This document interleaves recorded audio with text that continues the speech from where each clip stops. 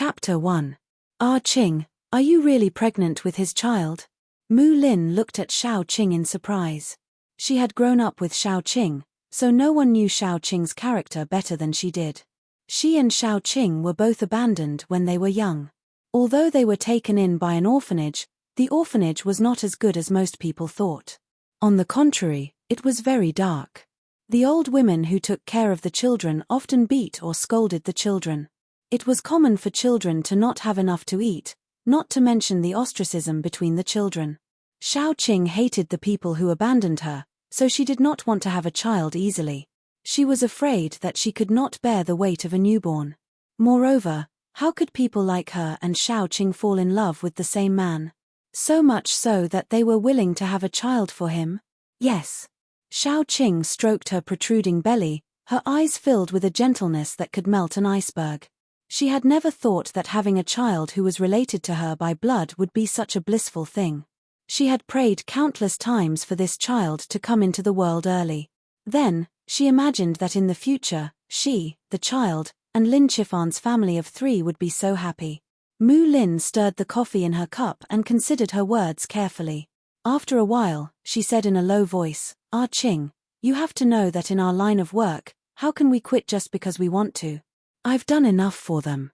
If they're willing to let me quit the organization, everyone will be happy. If they don't. Xiao Lin, do you think I'm the kind of person who makes decisions without any preparation? Xiao Qing said coldly. She had served in the military before.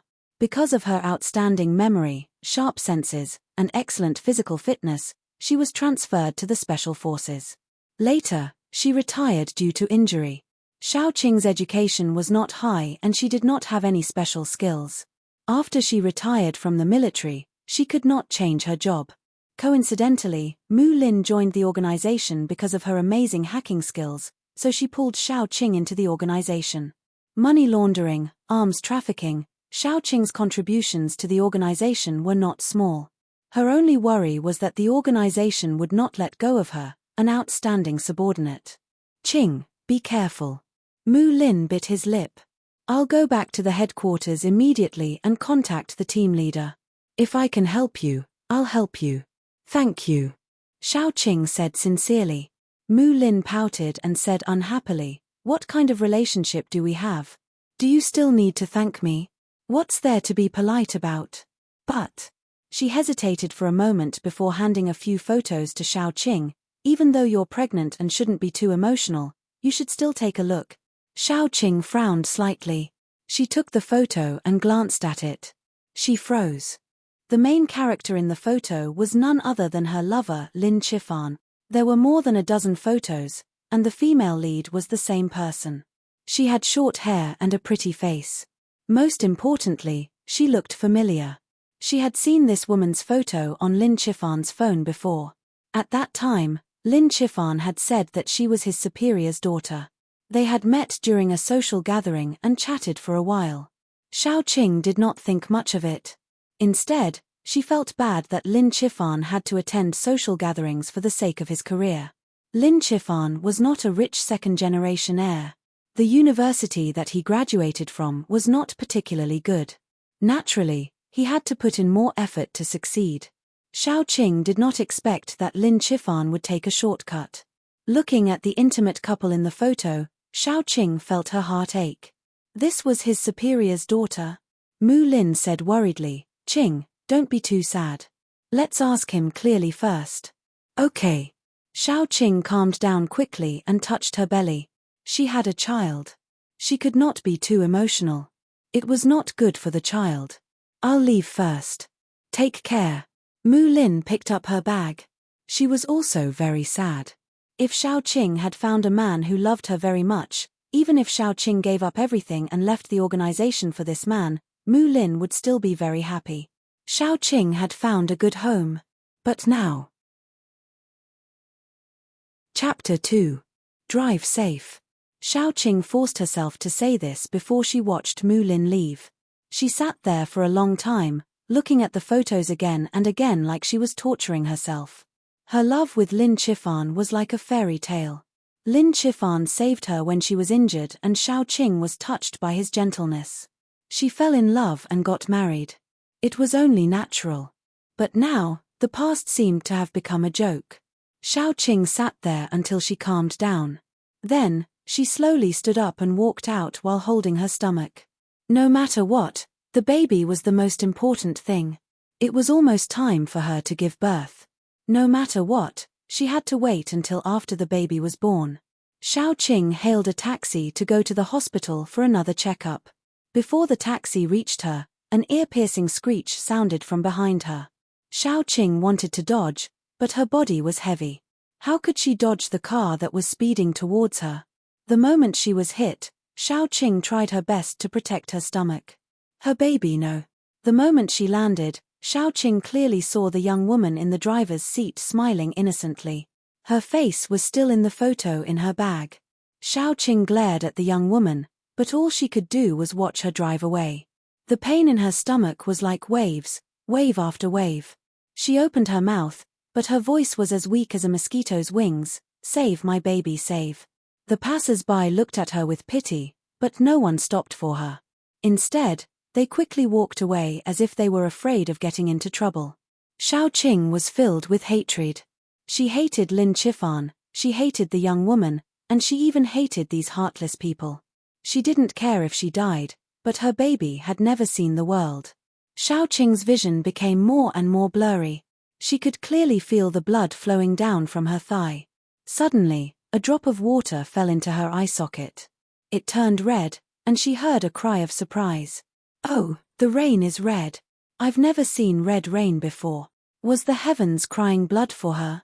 Xiaoqing slowly closed her eyes. If there was a next life, she would definitely kill that adulterous couple. The basement level of a hospital was usually the morgue. Most of the paranormal incidents in hospitals were related to the morgue. It was probably because the morgue was too eerie and had something to do with corpses. It's too tragic. One corpse, two lives. Have you caught the culprit? Who knows? Look, no one came to collect the corpse. The voice gradually faded away. In Xiaoqing's ears, it was as if the wind had blown it away. She tried hard to open her eyes, but there was only blood in front of her. Xiaoqing remembered that she was dead. That car accident, her child. That's right, her child. Xiaoqing stretched out her hand stiffly and brushed away the ice. She wanted to touch her belly, but her bulging belly moved on its own. There was a bulge here and there, as if something was moving around in her belly.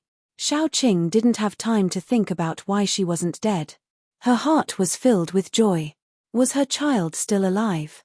Xiaoqing lifted her clothes and saw that her round belly was greenish-gray. It was wriggling continuously. It must be her child. It must be her child. Xiaoqing wanted to cry, but no tears fell. She was a little flustered. How could she get her child out? Her child, in that dark and narrow space, must be very scared. Xiaoqing rubbed her belly as she thought. At this moment, she realized that her fingernails had become long and their color had turned greenish-black. One look and you could tell that they were very sharp. Xiaoqing looked at her fingernails expressionlessly. Suddenly, she stretched out her hand and slit her belly. Her thin belly was indeed slit open, but there was no blood. Instead, a white and chubby little hand reached out from the slit. "My child." Xiaoqing was very surprised. She watched as the little hand opened her belly and a chubby baby climbed out with difficulty. The baby wasn't wrinkled like a newborn baby at all. Instead, it was white and its face was pink. Other than one eye that was as black as a black hole, there was no white. It was completely like an ordinary child. He tilted his head and his eyes reflected Xiaoqing's sorry state. He bit his little finger and shouted at Xiaoqing, "Mama, baby, my baby." Xiaoqing hugged the little bun. She didn't realize that the big slit on her belly was slowly healing. She anxiously kissed the little bun's face. The joy of regaining what she had lost and the light after the despair almost drove her crazy. The little bun also obediently wrapped his arms around his mama's neck. His little butt twisted in Xiaoqing's palm. Mama's kisses tickled him. After kissing the little bun and calming down, Xiaoqing realized that there wasn't even a scar on her belly, let alone a slit. Something was definitely wrong. Could it be that she was a ghost now? Or a zombie? It's cold in here. Baby, don't worry.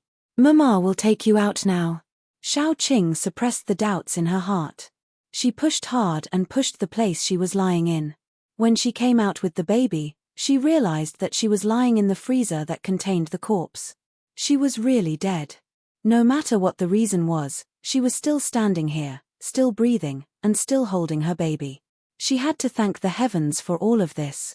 The heavens must have pitied her and allowed her to return to this cold world, giving her a chance to take revenge. Mama, baby is hungry. The little bun pouted and looked pitifully at Xiaoqing. Xiaoqing, who felt sorry for the baby, was immediately melted. She kissed the little bun's face again. Baby, be good. Once we get out, you'll have something to eat. She just didn't know if she could produce milk in her current condition. If she couldn't, it would be a lot more troublesome. When she left the morgue, Xiaoqing discovered that her strength had increased by a lot, and her body had also become much lighter. These changes had all come so suddenly. If only there was a mirror at this time, she could also see if there were any changes to her current appearance. When Xiaoqing reached the first floor, she realized that she wasn't the only one who had changed. The moment she closed her eyes, the world had completely changed. Heaven and earth were turned upside down. Chapter 3. As soon as the elevator door opened, a skinny, greenish-black claw reached in. Its long nails were still stained with flesh and blood, followed by half a head. Why was it half a head? Because a part of that thing's head had been cut off by something. From the cut, black brain matter could be seen wriggling. Xiaoqing was shocked. She subconsciously punched the head. Then, she saw the head fall to the ground like a ripe apple. Her strength was so great, Xiaoqing didn't have time to be surprised.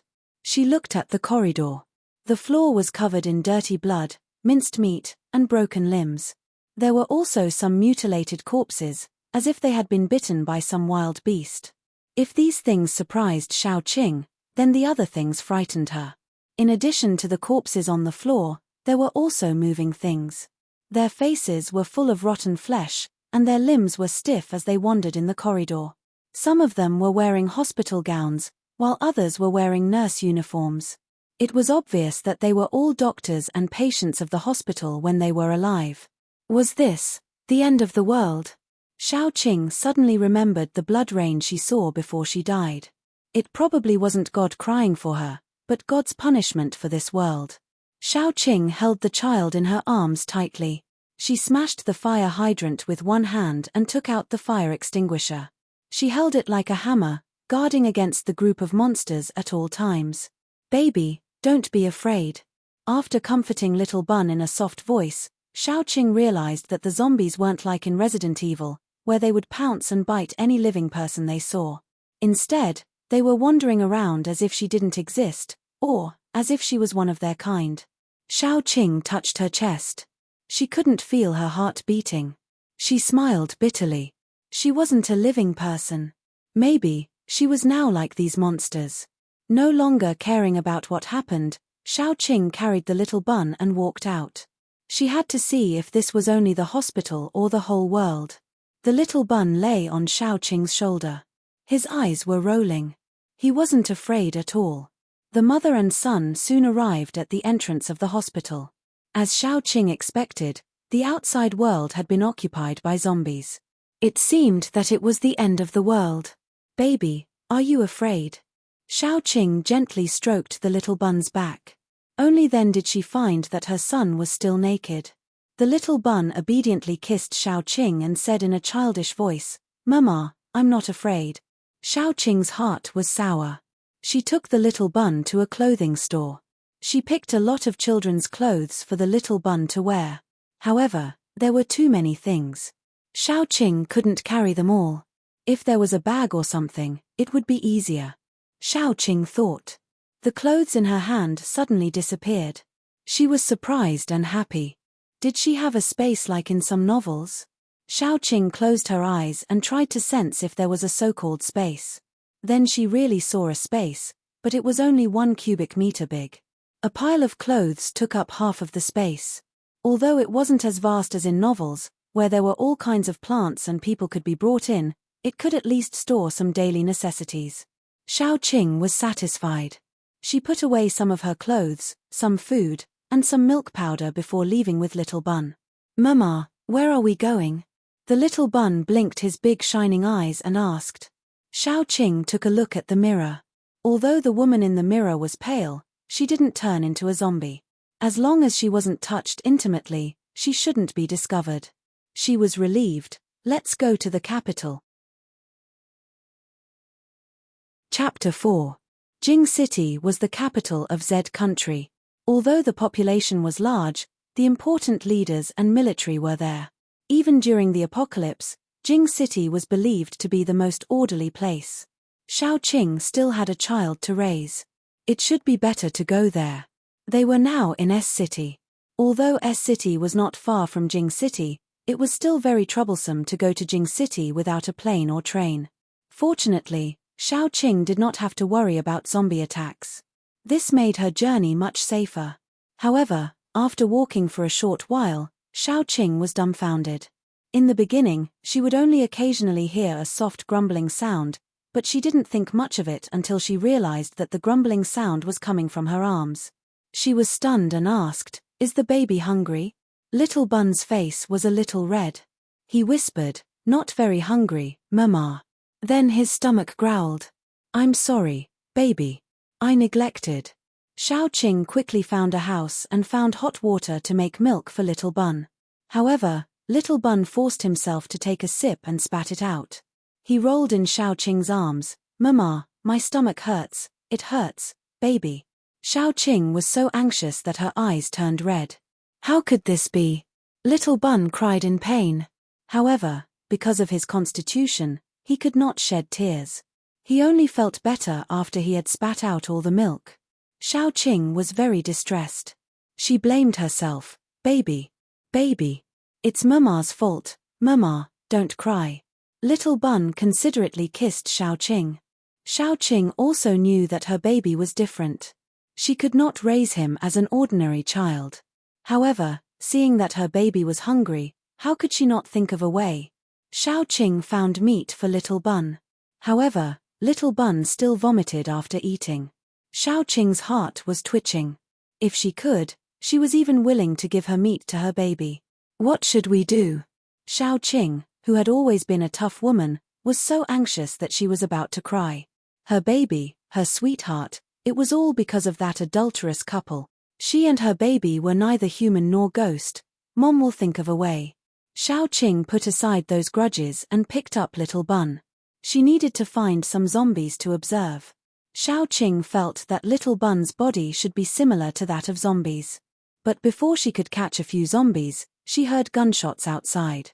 Xiao Qing squinted her eyes and looked down from the window. A Hummer passed by downstairs. There were several people sitting in the car. One of them reached out and a ball of flame appeared, burning several zombies that were chasing the car. Perhaps she also needed a car. As Xiao Qing was thinking, she saw someone waving at her from the car. "Are you a survivor?" Xiao Qing thought for a moment and replied, "Yes, are you here to save us?" "Yes, we are here to save people." The car stopped downstairs. 5 people got off and quickly went upstairs. Xiao Qing opened the door for them. The first person who came in was a middle-aged man. He looked dignified, but his eyes were not serious. He glanced around and when his eyes fell on Xiao Qing, he was surprised. "Are you alone?" "Yes."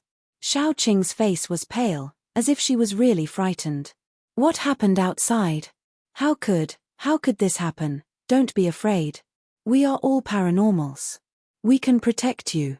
There is a survivor base outside the city.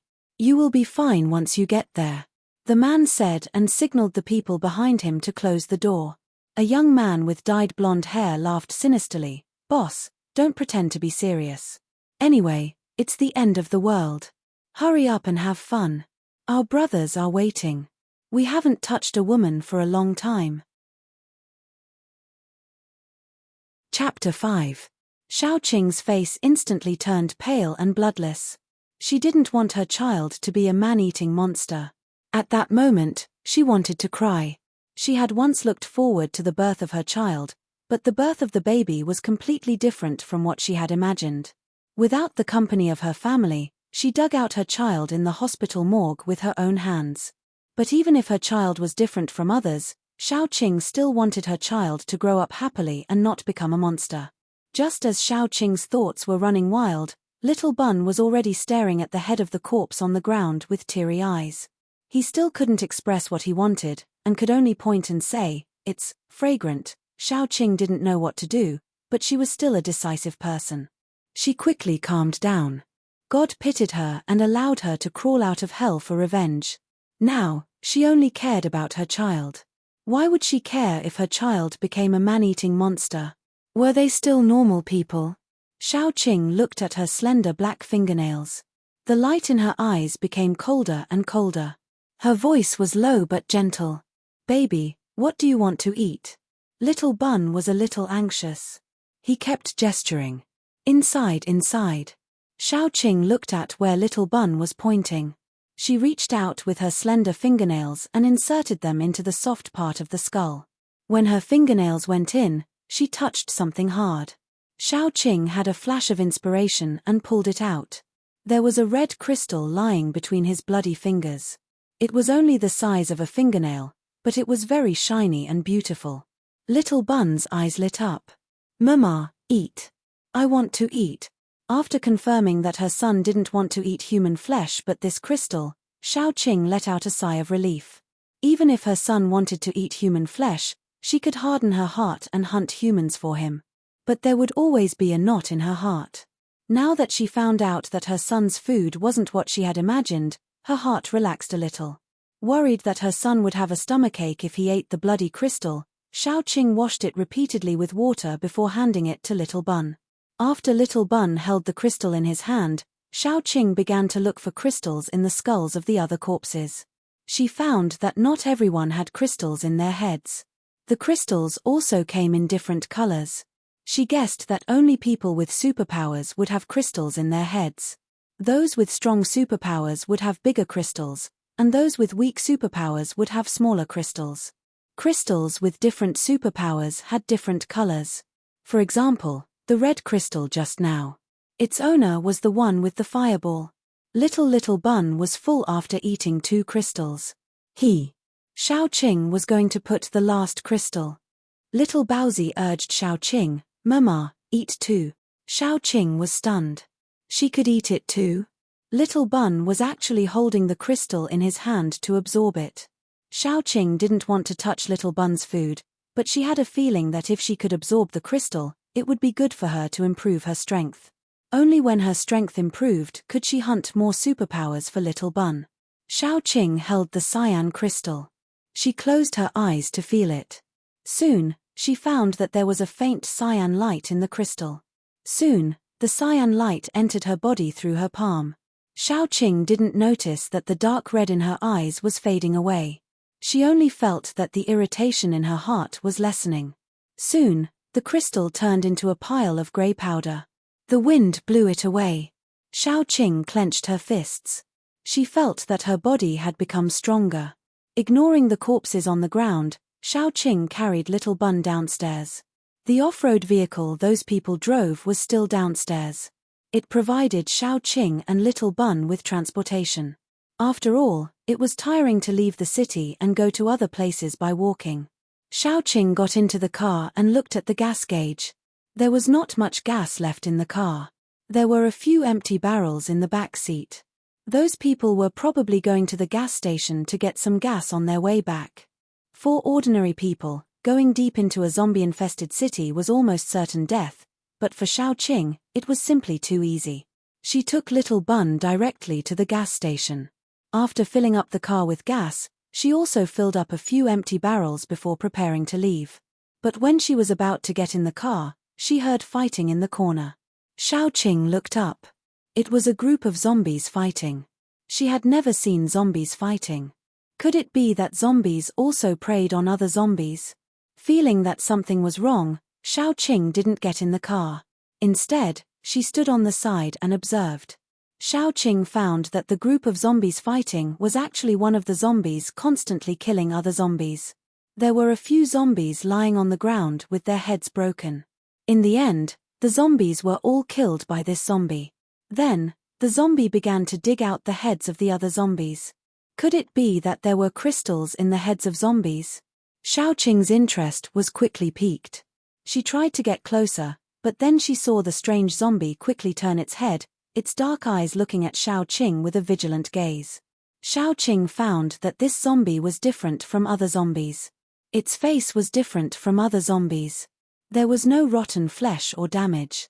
Although it was dirty, but if she looked carefully, she found that except for its ugly face, it didn't have the most obvious features of a zombie. Moreover, it was much more sensitive than other zombies. It was probably smart.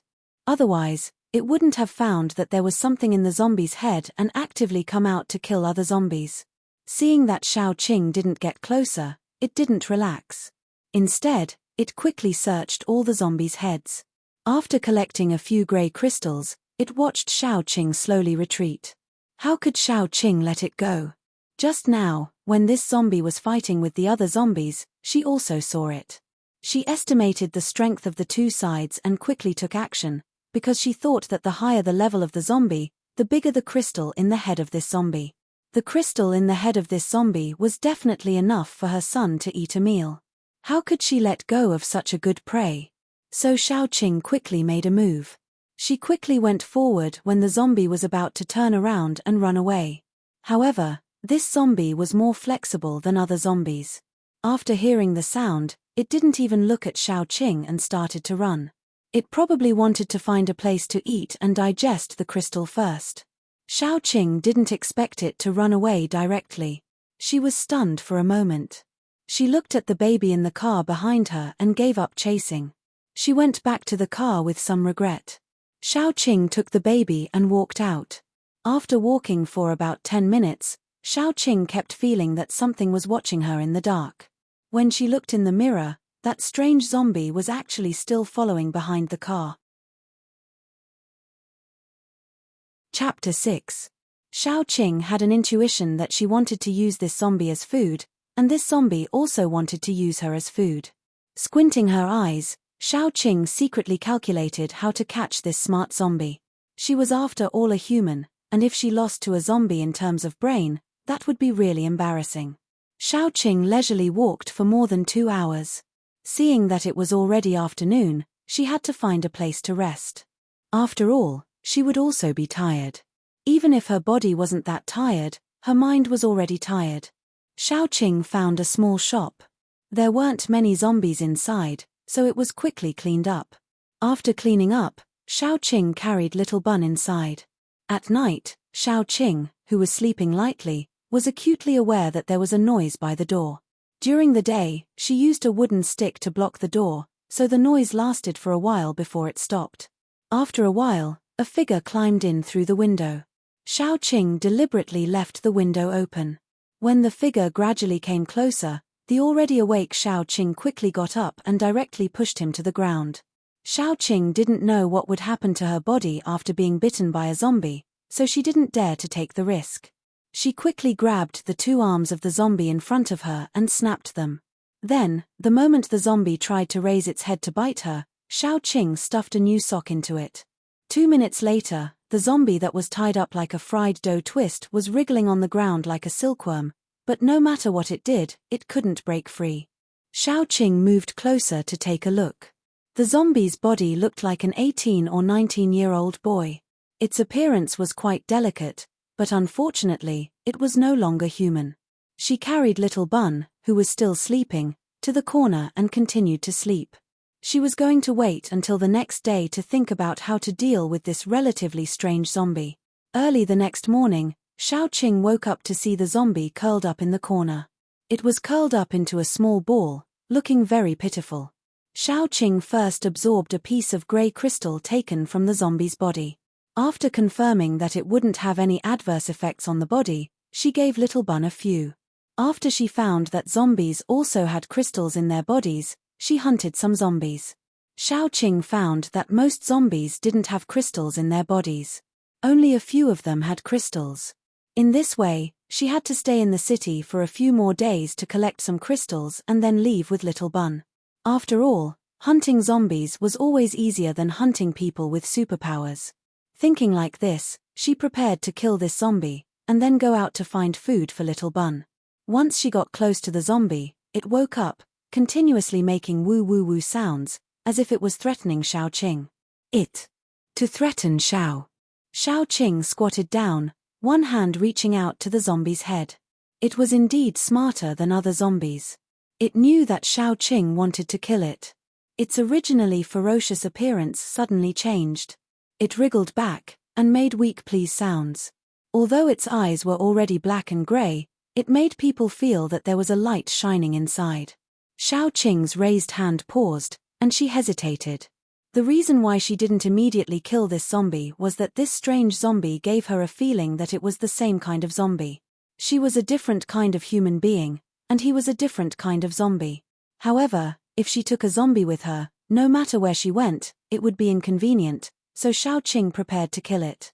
But looking at the zombie's struggling appearance, Xiao Qing couldn't help but think of the time when she was lying in a pool of blood, and also wanted to live.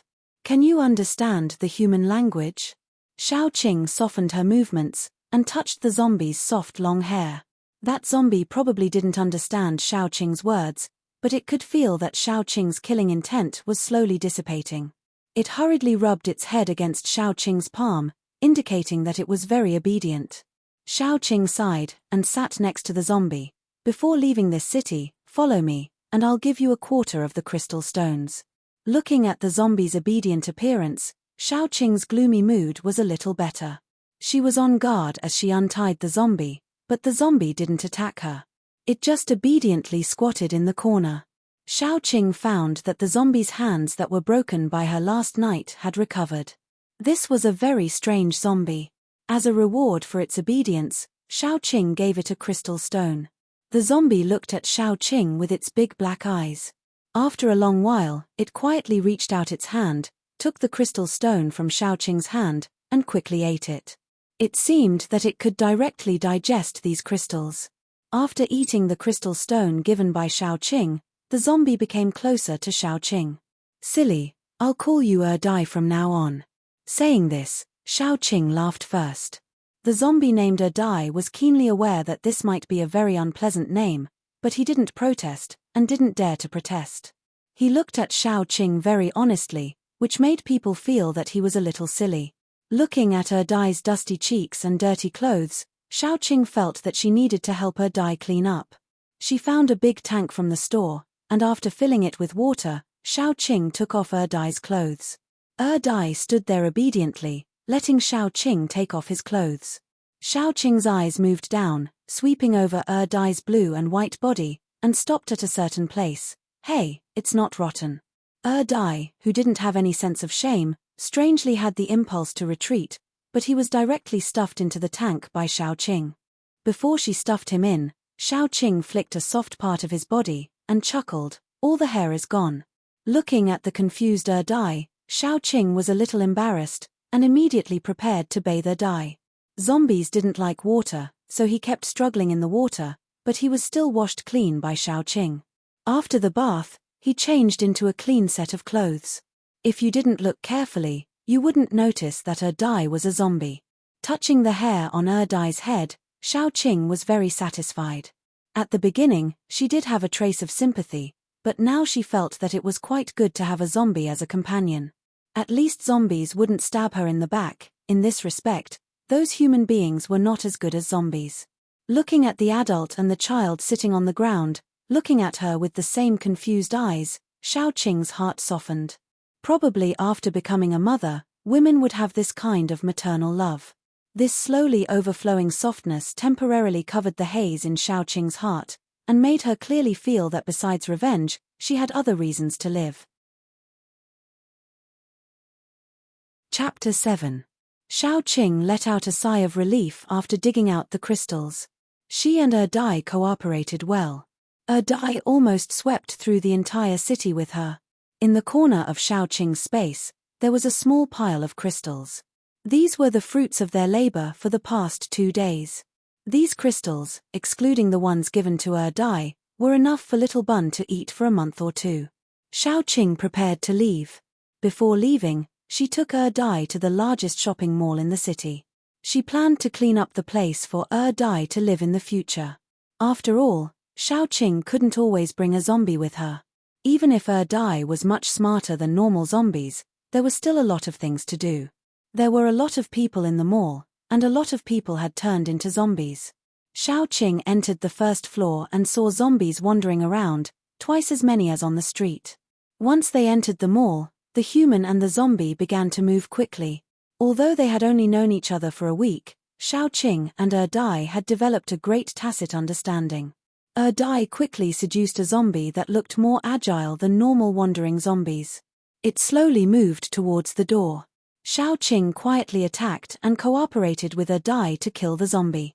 Every time they killed a few zombies, Dai would happily take out the crystals from the zombie's skull and give them to Xiaoqing as if they were treasures. Xiaoqing disliked Dai and washed the crystals off his hands that were covered in brain matter. Only after that would she put the crystals into her space.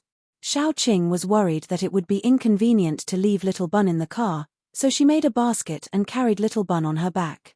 Occasionally, she would give Little Bun a crystal as a snack. Just as they were about to clean up the first floor, there was a sudden roar of a car outside the mall. Xiaoqing and Dai tacitly hid. Then, 3 men and a woman walked in from the outside. The woman kept throwing fireballs, burning the zombies nearby to death. Hey! Why are there so few zombies? I thought there would be a lot of zombies in the mall. The woman sighed and said. The tall man behind her said, Look at the ground, there are zombie corpses everywhere. I'm afraid that someone has come in before us. Then, are there still supplies inside? One of the fat men asked anxiously. If there isn't, then wouldn't we have come here for nothing? Let's go up and take a look. Don't be careless. Be careful, the last man who was relatively silent said. The group of 4 walked up cautiously.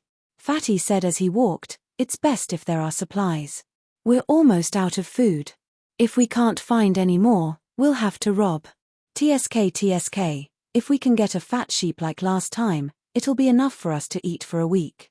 The woman sneered, If you guys don't go whoring or gambling, how can we lose all our supplies so quickly?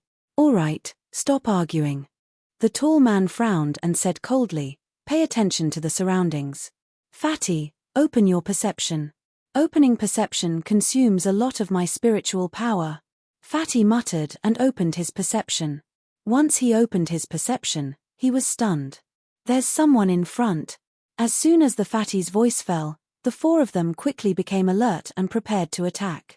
Xiaoqing was stunned for a moment, but she instantly understood. The fatty's ability was probably his perception, just like a scan. That was how he discovered her. Giving Dai a calm look, Xiaoqing stood up.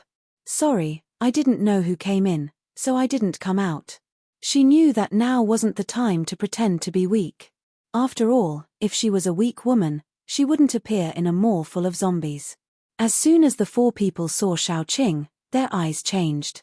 Especially when they saw Little Bun sticking his head out from Xiaoqing's shoulder, they became more alert. A single woman with a child could survive in a city full of zombies until now, and still appear in a mall unscathed. This woman's strength was definitely not low. It could even be said that she was definitely stronger than all of them. After all, none of the 4 people dared to say that they could go deep into such a city alone. As soon as they saw that Xiaoqing was a woman, the woman in the group of 4 stood up. Hello, we're from S-City's survivor base. Did you kill the zombies here? This base should be the same as the one the men had mentioned before. Xiaoqing thought quickly, but she didn't show it on her face. She smiled and said, Hello, I don't know who killed these zombies. When I came in, they were already like this. The 4 people looked at each other. They probably didn't believe Xiaoqing's words. The woman smiled and continued, I'm a level 1 fire paranormal. These are my companions. They are level 1 perception paranormal, level 1 strength paranormal, and level 1 wind paranormal. Are paranormals categorized? Xiaoqing blinked and asked curiously. The woman hesitated and said, You haven't left the city since the apocalypse, right? Xiaoqing nodded. Then the woman began to explain to her. After the apocalypse, some people turned into zombies, some people evolved with paranormal abilities, and some people were still ordinary people. There were many kinds of paranormal abilities, but there were two kinds that were more common. One was the nature paranormal, which was metal, wood, water, fire, earth, wind, thunder, ice, and so on. The other was the physical paranormal, which included the five senses paranormal with better hearing and eyesight, the strength and speed paranormal with improved jumping ability, skin defense, and strength, as well as the spirit paranormal, which was the evolution of the brain. As for the other kinds of paranormal abilities, they were all classified as other kinds of paranormal abilities. Now, most of the paranormal had just awakened. Because the nature paranormal's level was low, their abilities were relatively weak and not very useful. As for the system paranormal, their abilities were more practical, especially the strength paranormal, which was more popular. However, anyone with some foresight could see that the nature paranormal would be the main force in the future. As people slowly advanced, the strength paranormal would be gradually surpassed by the nature paranormal with great potential. Xiaoqing thought for a moment and reached out her hand. I should be a speed paranormal. As for my level, I don't know. I just awakened not long ago, so I should be at level 1. Nice to meet you. The woman and her teammates exchanged glances and then warmly shook hands with Xiaoqing. She smiled and said, We are also very happy to meet you. Chapter 8. Both sides knew what was going on, and neither side trusted the other.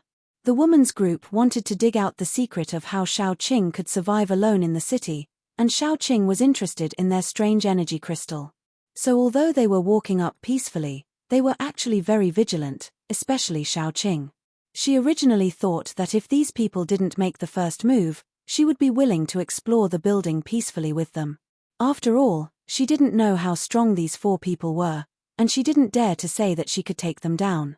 However, things often went against people's wishes. When the group just reached the 2nd floor, the fat man suddenly turned back and said, No, there's someone else. As his voice fell, the silent man with the wind element had already sent a wind blade in the direction of the fat man's line of sight. Dai, who was hiding in a dark corner, roared angrily and quickly dodged the wind blade, but because of this, his body was exposed. Green-white skin, dark red eyes, and a body that was stiffer than a normal human's, all of which indicated that he wasn't a human. Even if he was dressed decently, it couldn't change the fact that he was a zombie. The 4 people's faces changed in an instant. They had never seen a zombie that was so fast that it looked like a living person. The tall man's brain worked the fastest. When everyone's eyes were attracted by Dai, he screamed, Watch out behind. However, this reminder was a little too late, because when they turned back, they saw the fat man with his eyes wide open. He softly knelt on the ground, and finally fell down with a bang. Blood mixed with brain matter flowed out of the bloody hole in the back of his head. Xiaoqing shook the blood on her fingernails, and very unsatisfied put away a white crystal. The woman's legs immediately went soft. She's not a human either. Did humans have long black and grey nails that could be freely extended and as hard as a sharp blade? Looking carefully, Xiaoqing's face was frighteningly pale, and there was a faint red in the bottom of her eyes. Even Little Bun, who was peeking out from her shoulder, became scary, especially when Little Bun looked at them with his sinister eyes. This time, they had indeed discovered the secret of Xiaoqing's survival in the city. It turned out that this beautiful woman in front of them was not human at all. I didn't want to kill you. Xiaoqing curled her lips and her eyes turned sharp. Dai. The restless Dai received the order and immediately rushed towards the remaining 3 people. The weakest, Fatty, was already dead. The remaining 3 were not weak at all. She had seen what she shouldn't have seen. Xiaoqing would never let them leave alive. The moment Dai made his move, she also made her move. After being resurrected, Xiaoqing's speed, strength, and defense had greatly increased. After absorbing so many crystals, her growth in all aspects was even more significant. Not to mention, she was good at using short weapons. Now that her fingernails were sharp and tough, her fighting strength had increased by a lot. It was the early days of the apocalypse, and these ability users were still exploring.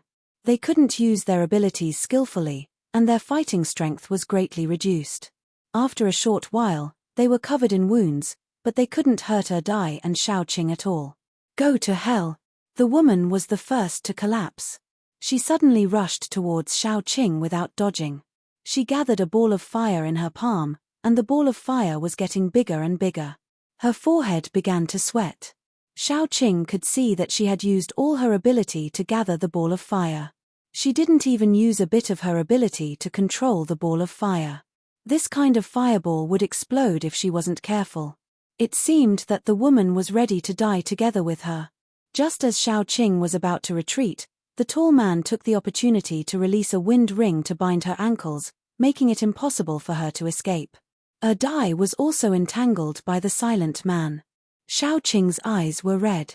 She stared at the woman and quickly threw Little Bun away. As soon as the woman came close, she would crush her throat. Even if they died together, the woman would die first. However, Xiaoqing really didn't want to die. After all, she still needed to raise Little Bun. If she died, Little Bun was a child. His identity was so sensitive, and he had to eat zombie crystals, and ability uses energy. How could he survive in the apocalypse? However, the scene in front of her didn't allow her to take any chances. The woman quickly approached, and Xiaoqing's eyes were getting redder. She stared at the woman and felt a little irritated. If she had a long-range attack, she wouldn't be at such a disadvantage. Even if she had the ability to strengthen her body, she might still be able to survive. However, there were no IFS in this world. She could only endure it or hope that the fireball didn't explode after the woman died. Although the latter was almost impossible. The moment the woman came in front of Xiaoqing, Xiaoqing had already reached out her hand and crushed her throat. However, the woman's body had already fallen into Xiaoqing's arms. With a loud bang, the fireball rose and swallowed the two figures. Dai roared crazily and threw the silent man to the wall. He rushed towards the fireball crazily. His usually calm face had a ferocious expression. Chapter 9. However, Dai didn't manage to jump into the fire, because the green flames rose to the sky and blocked it. The fire gradually went out, revealing a large green cocoon inside. The cocoon looked like a cage made of willow branches. It kept moving rhythmically and was unharmed by the fire. When the fire was completely extinguished, the plants that made up the cocoon slowly shrank, revealing Xiaoqing. Her face was paler than before, but she didn't look any different. Dai was stunned, and so were the other two superpowered men. The first one to react was the tall and thin man with the wind superpower. He didn't hesitate to leave his partner and run away. Xiaoqing looked at him reflexively. Green vines suddenly appeared under the man's feet and quickly climbed up his thighs, binding him tightly. These vines had small sharp thorns. Once they pierced the skin, they would quickly release an anesthetic liquid. The man's pupils dilated in an instant, and his body went limp. He forced himself to stay strong and release his superpower. However, before the small wind blades could fall on the vines, the sharp nails had penetrated the back of his head. There was a part of the back of a person's head that wasn't covered by the skull. When the nails pierced through, it was the soft brain. By the time Xiaoqing pulled out her fingernails, there was already a blue spirit stone between her two fingernails. The last man was a strength superpower. His face was a little pale, probably because he knew that if the three of them couldn't take down Xiaoqing and Dai, he would definitely die alone. At this moment, Xiaoqing's eyes were red. She lowered her head slightly and looked at the silent man with cold eyes. His eyes quickly dimmed, because Dai had broken his spine from behind. Xiaoqing was very satisfied with the 4 energy crystals. Moreover, she had suddenly awakened a superpower, which was what made her excited. Now, even if she blended into the crowd, she could pretend to be a wood-type ability user. Her safety was greatly improved. After retrieving the crystal, Xiaoqing carried Little Bowsy on her back again. Her heart ached as she checked Little Bowsy's body. Fortunately, Little Bowsy was not an ordinary child. Otherwise, Little Bowsy would have been in pain when she threw him out. After dealing with the scene, Xiaoqing took Dai upstairs. Since he almost lost his life, Dai didn't want to be too far away from Xiaoqing. Even when they were cleaning, Dai would try to stay close to Xiaoqing.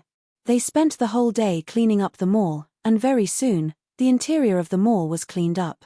After throwing all the corpses out and cleaning the place, Xiaoqing sat on the floor and gestured for Dai to sit down as well. Come. Dai sat beside Xiaoqing obediently. He stared at Xiaoqing with his clean and clear eyes, like a husky. Xiaoqing took out a lot of crystals from the space, and then took out a small red bag. There was no pattern on it. It was simply made of 2 pieces of cloth. Xiaoqing put the crystals into the bag, and then hung the bag around Dai's neck. Dai looked very happy. He kept touching the bag with his hands, but he was afraid that his long nails would scratch the bag. His careful look was somewhat cute. Dai, I have to go. In the future, you will live here alone. Well, you will be a zombie. Don't provoke too many zombies. They are so fierce. Can you beat them in a group fight? Live well. Maybe we can meet again in the future. Xiaoqing touched Dai's head, and then laughed at herself. She said so much to a zombie. How could he understand? Dai suddenly opened his eyes wide and shouted at Xiaoqing. He also pulled the red bag and stuffed it into Xiaoqing's hand. His expression was very sad. Xiaoqing couldn't bear to see him like this. After living together for a few days, Xiaoqing could understand Dai's meaning. He was clearly saying that he didn't want any of the crystals, as long as Xiaoqing didn't leave. But how could Xiaoqing not leave? No matter what her body became, her spirit was always a human. Living in a place without people for a long time, even the most tenacious person would go crazy. Not to mention she wanted revenge. I'm leaving. Take care. Once again, she hung the red bag around Dai's neck. Xiaoqing walked down. She walked forward. Dai was like a child who did something wrong and wanted to follow behind her. When Xiaoqing walked, Dai followed. When Xiaoqing stopped, Dai also stopped. As long as Xiaoqing turned around, she could see Dai standing alone not far behind her. He looked like he wanted to follow but didn't dare to. She was a bit soft-hearted. She had to bite the bullet and get on the car.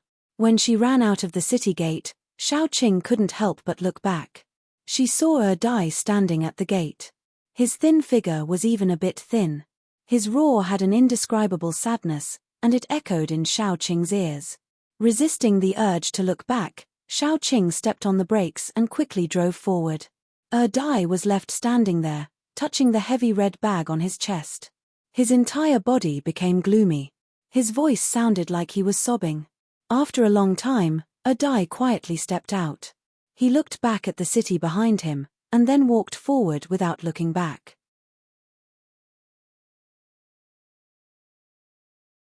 Chapter 10.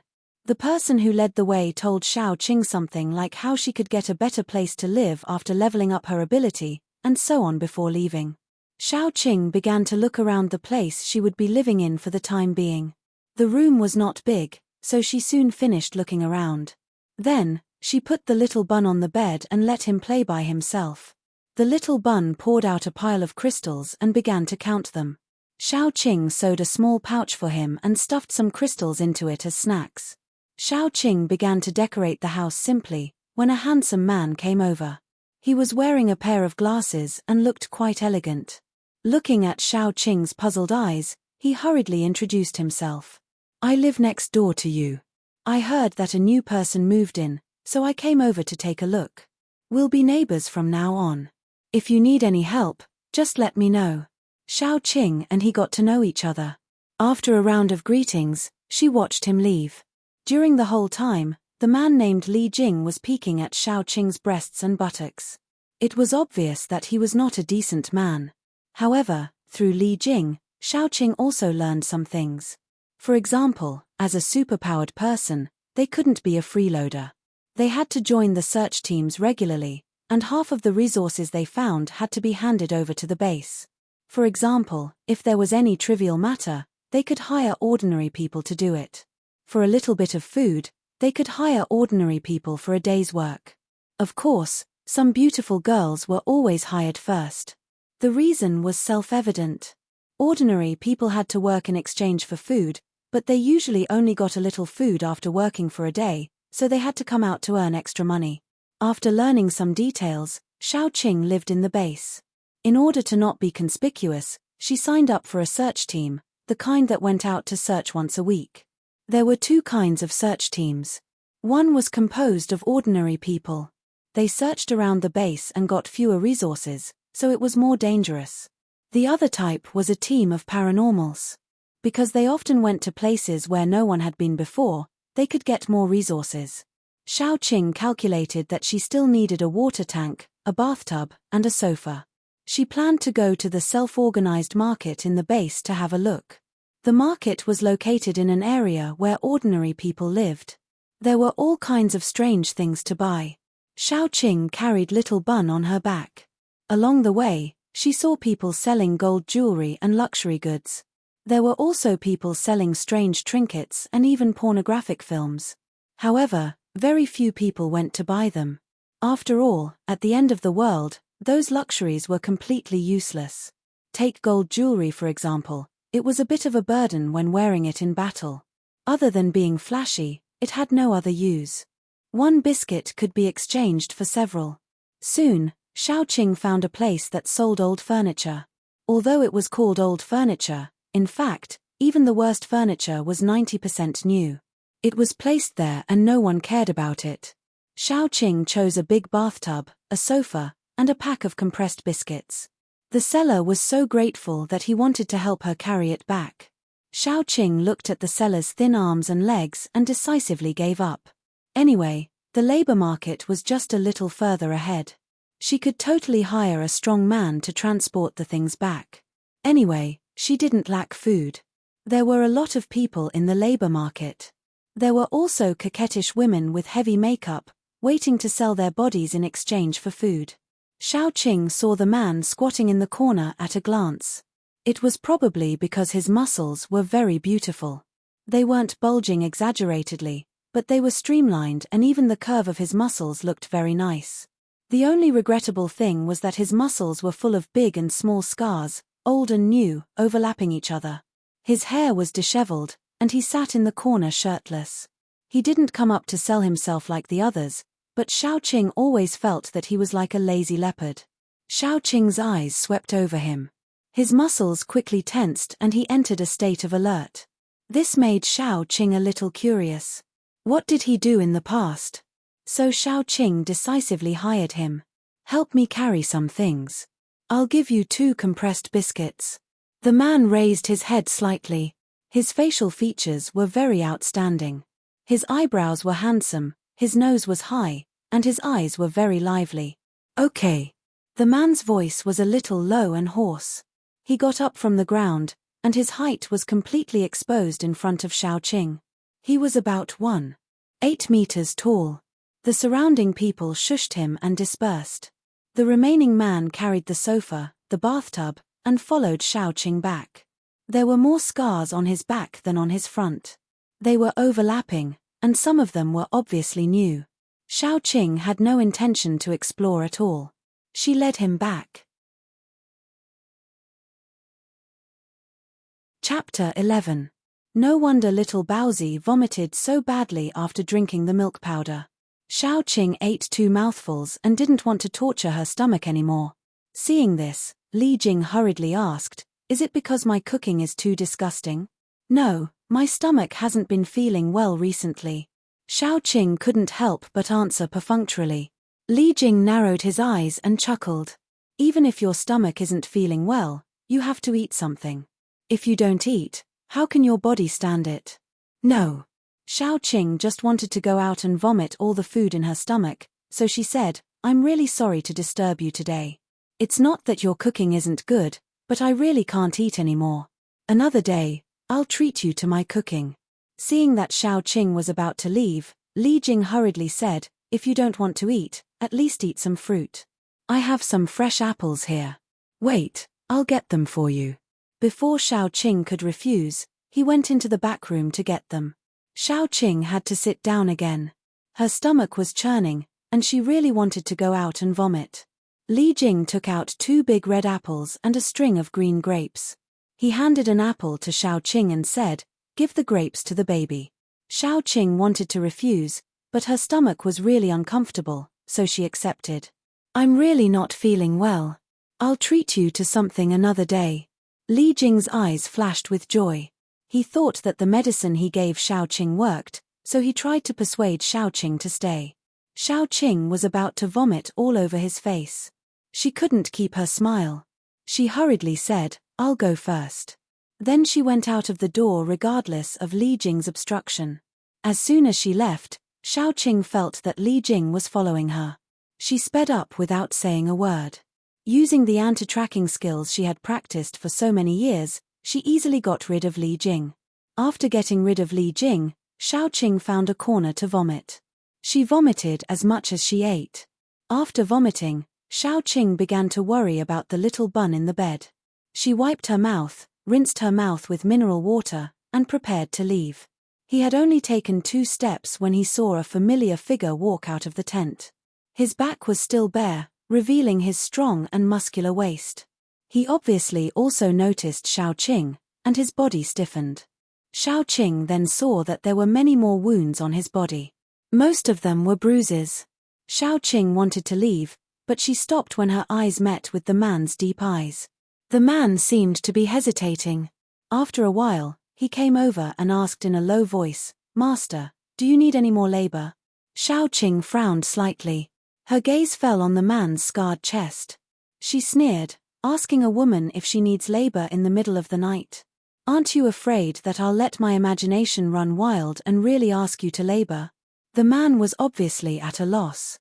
He was stunned for a moment, and his cheeks were covered by the moonlight.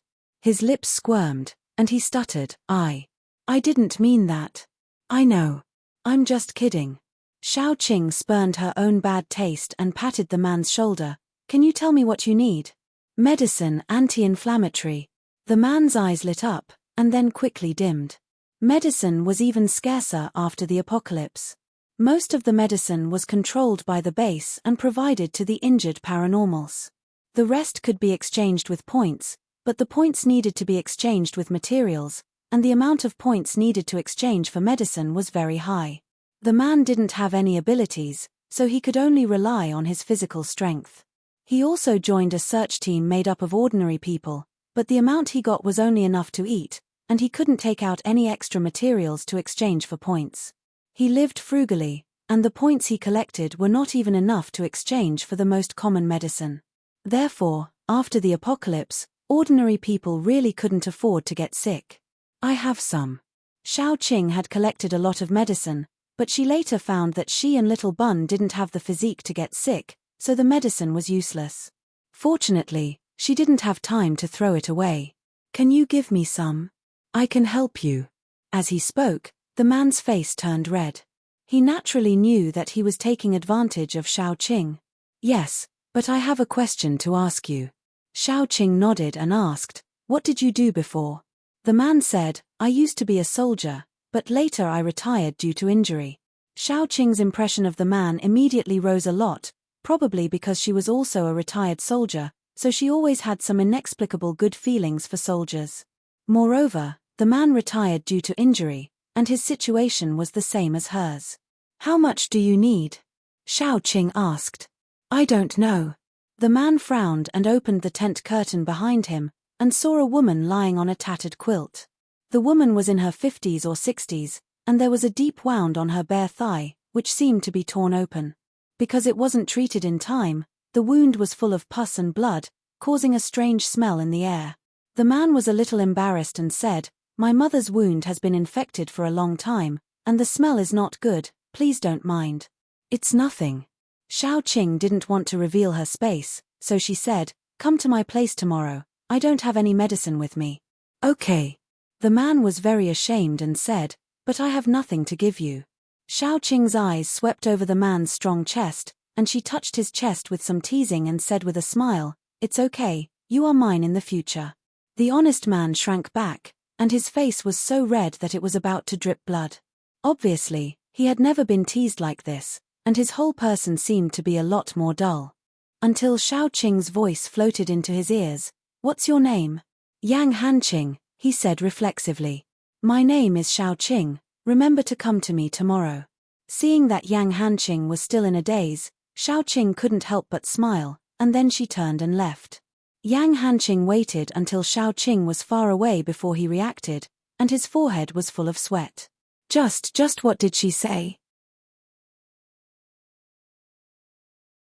Chapter 12.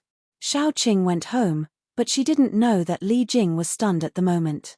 He gave Xiaoqing a strong knockout drug, the kind that could knock out a cow, but Xiaoqing not only didn't faint in his house, but also walked faster than anyone else and got rid of him. What knockout drug? Bad review.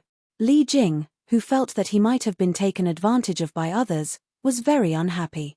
He didn't know that Xiaoqing couldn't digest the food at all, let alone the knockout drug in the food.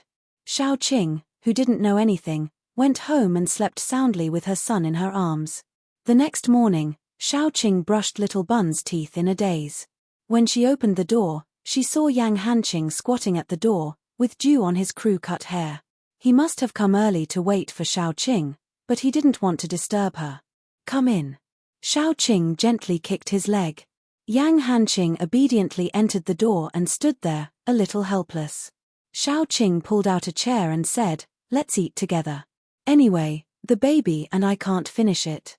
Yang Hanqing quickly waved his hand. Xiaoqing promised to give him the drug, which was already a big bargain for him. How could he have the nerve to eat Xiaoqing's food? Moreover, Xiaoqing was a single mother. Even if she had superpowers, food was not easy to get. He was a 7 feet tall man with hands and feet. How could he have the nerve to eat Xiaoqing's food? However, Xiaoqing had already pressed him directly on the table, set the plate, and put bread and eggs on it. Little Bun on the other side had moved his short legs and tried to climb on the bench, but his height was a problem. Xiaoqing picked up Little Bun and pushed the plate in front of Yang Hanqing. Eat.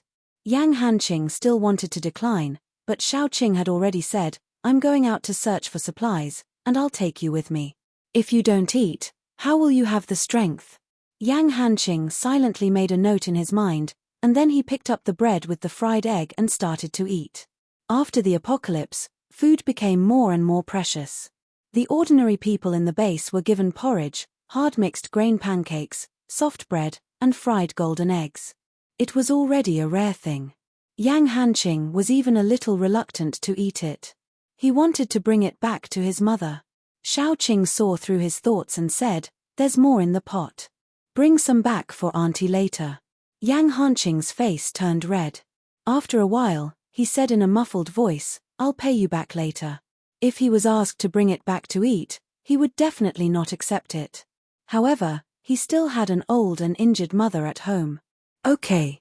Xiaoqing did not use a pretentious tone to say anything. She knew that not only would she not help Yang Hanqing, but she would also hurt his dignity. Probably because of the training in the army, Yang Hanqing did not say a word while eating. In the end, Yang Hanqing, who was full, and Xiaoqing, who was not eating, looked at Little Bun clumsily using a table knife to cut the egg. Little Bun and Xiaoqing were different. Xiaoqing only wanted to vomit after eating normal food, but Little Bun could still eat some high-calorie food after absorbing some crystals. Therefore, Xiaoqing often made something to nourish Little Bun. Perhaps subconsciously, she still hoped that Little Bun could be like a normal child. "Here's medicine that can last for about 2 weeks. Take it back first." Xiaoqing took out the medicine bag that she had prepared beforehand and handed it to Yang Hanqing.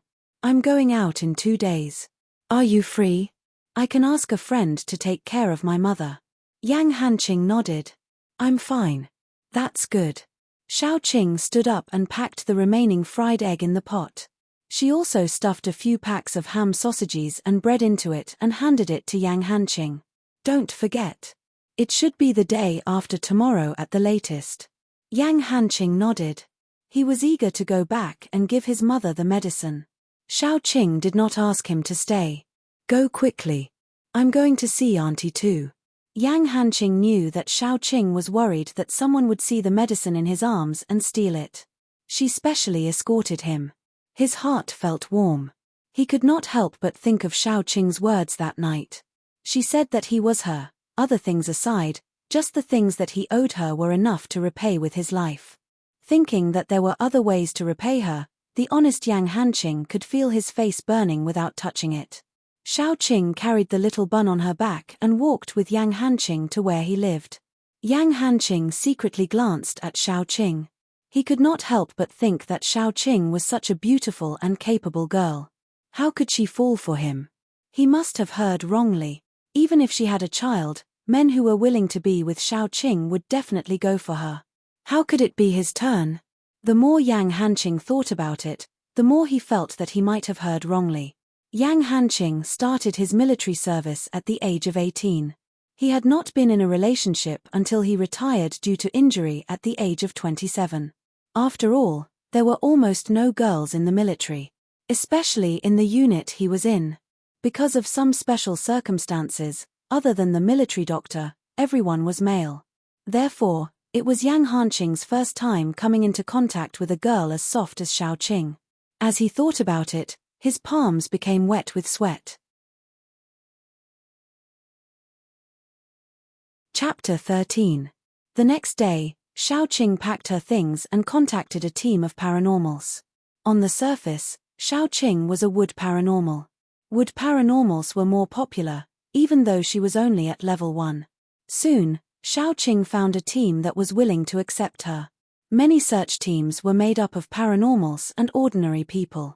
After all, paranormals were rare. Those who could gather a team of paranormals were usually the top search teams in the base. Such teams generally didn't accept people. Xiaoqing didn't find many people in the team. There were only 3 paranormals, a pair of brother and sister. The brother was a man of few words, but he was quite good-looking. He had deep facial features and delicate eyebrows. It was a pity that he had facial paralysis. The younger sister was quite lively. She was a little beauty with almond-shaped eyes and cherry lips. She wore a little halter top that revealed her navel and chattered very energetically. Thus, Xiaoqing quickly found out that the older brother's name was Jiyu Chuan and the younger sister's name was Jiyu Panpan. The other paranormal was called R2. He was round and had an earth paranormal ability. In addition to the 3 paranormals, there was also a couple of ordinary people. Including Xiaoqing and the others, there were 7 people. Xiaoqing arrived at the agreed meeting place. The other people had also arrived. When the woman saw Xiaoqing, her face changed. She muttered, "You're going out to search for supplies with a child. It's not like you're on vacation. Do you want to die?" The man hurriedly pulled his wife's sleeve and smiled pleasingly. "Don't mind her, madam. My wife is quite straightforward." Xiaoqing shook her head and said, "I don't know many people in the base. The baby is still young. I don't feel safe to entrust him to others, so I brought him with me. Don't worry, my baby also has a paranormal ability. Although it's only his 5 senses, it's still useful. He won't drag you down." When they heard that the little bun had a paranormal ability, the couple's face changed. They didn't say anything else. Jiyu Panpan was more enthusiastic. She waved her hand and said, "Hurry up and get in the car. Let's go now. It'll take an hour to get there." Xiaoqing got into the car with little bun and Yang Hanqing. Yang Hanqing was carrying a bag, which contained the water and food that Xiaoqing had brought, as well as some tools that he had brought. The 7 of them split into 2 cars. Xiaoqing, Yang Hanqing, and the siblings were in one car, while the young couple and the fat man were in the other. Along the way, Jiyu Panpan's mouth never stopped talking. She talked about everything from before the apocalypse to the apocalypse, from food and clothing to entertainment, from gossip to rumors. In the end, Xiaoqing was completely stupefied. She finally understood why Jiyu Chuan always had a poker face. If she had such a younger sister, she would probably have a paralyzed face now. Moreover, it was possible that the person with facial paralysis was more powerful than Jiyu Chuan. When they finally arrived at their destination, Xiaoqing got out of the car as if she was escaping. Jiyu Panpan was still not satisfied. After she got out of the passenger seat, she looked at Xiaoqing with a happy expression. "I'll talk to you again when I have time." Xiaoqing was speechless. "I refuse." The 7 of them, including Little Bun, entered the destination together. Because of various reasons, even though they knew that there were many good things in big cities, they didn't dare to enter big cities to search for supplies. They could only go to smaller towns. Most of the houses in the towns were single-story houses. The density of people was low, so there were fewer zombies than in big cities. For a small search team like them, although there was less meat in the towns, it was much safer. As soon as they got out of the car, Xiaoqing noticed that the man beside her quickly became alert. This alertness didn't only affect his mind, but also his body. His muscles were in a state of alertness. As long as there was danger, he would be able to react immediately. Should it be said that he was indeed from the military? Xiaoqing glanced at Yang Hanqing from the corner of her eyes. She took the lead and walked forward. Yang Hanqing quickly followed. He stood behind Xiaoqing on the left. This position could prevent people from sneaking up on Xiaoqing. Secondly, if something unexpected happened, he could quickly block the disaster for Xiaoqing. Xiaoqing had taken on many bodyguard missions. She had protected many important people. Naturally, she understood the meaning of Yang Hanqing's actions better than anyone else. Xiaoqing couldn't help but smile. Even her footsteps became lighter. The second she died, her heart was filled with hatred. She hated the woman who killed her and her baby. She hated Lin Qifan who betrayed her. Because of this, she even thought that there were no good men in the world. All men were bad. However, at this second, Yang Hanqing made Xiaoqing feel that no matter what Yang Hanqing's thoughts were, whether it was to repay a debt of gratitude or to get used to it, at least he was a good man. Previously, she helped Yang Hanqing because of her colleagues. Now, she felt that her decision was right. Don't get separated when we enter the town. Ji Chuan said the second sentence after he met Xiaoqing. Before that, he only said 2 words, hello. Even his self-introduction was done by Ji Panpan. Once we get separated, it will be difficult to rescue if we are surrounded by zombies. So, try not to stray too far from the team. Ji Panpan added carefully. Then, they really stepped into the town. Normally, when a search team went out to search for supplies, they would also search for survivors. If they could protect themselves, they would bring the survivors back to the base. Survivors were the foundation of the base's strength. If a survivor wanted to live in the base for a long time, they would have to hand over half of their supplies. The base would give out 10% of this half to the people who found the survivor. Of course, people like Xiaoqing, who looked poor on the surface, might be too lazy to save people if they met someone who was in a bad mood. After they entered the town, they kept their vigilance and started searching. People in the countryside usually had some food in their homes. After the harvest every year, they would build a kind of pointed grain store to store food. Therefore, Xiaoqing and the others had to search from house to house and bring back all the food they found. Unfortunately, this kind of town was close to the base, so people had already been here. Most of the things on the surface had already been searched. The group searched for a long time. Except for zombies, they didn't find any grains of rice. However, they saw a lot of corpses. Many people in the family had one person turned into a zombie, and the whole family had been bitten to death and turned into zombies. There were also people whose whole family had turned into zombies, and only one person was alive. This kind of people was more miserable. They were all gnawed to bones. I remember that there is a granary in front of us. It is where the merchants in the village store their rice. 2 pointed to the front and said, "Why don't we go and have a look?" Chapter 14. There were a lot of zombies around the granary, so there should still be some food left. After some discussion, they decided to go to the granary. Xiaoqing also successfully witnessed Ji Panpan and Ji Chuan's superpowers. Ji Panpan was a girl, but her superpower was actually strengthening. At the beginning of the battle, she turned into a King Kong Barbie, the kind that could tear apart zombies with her bare hands.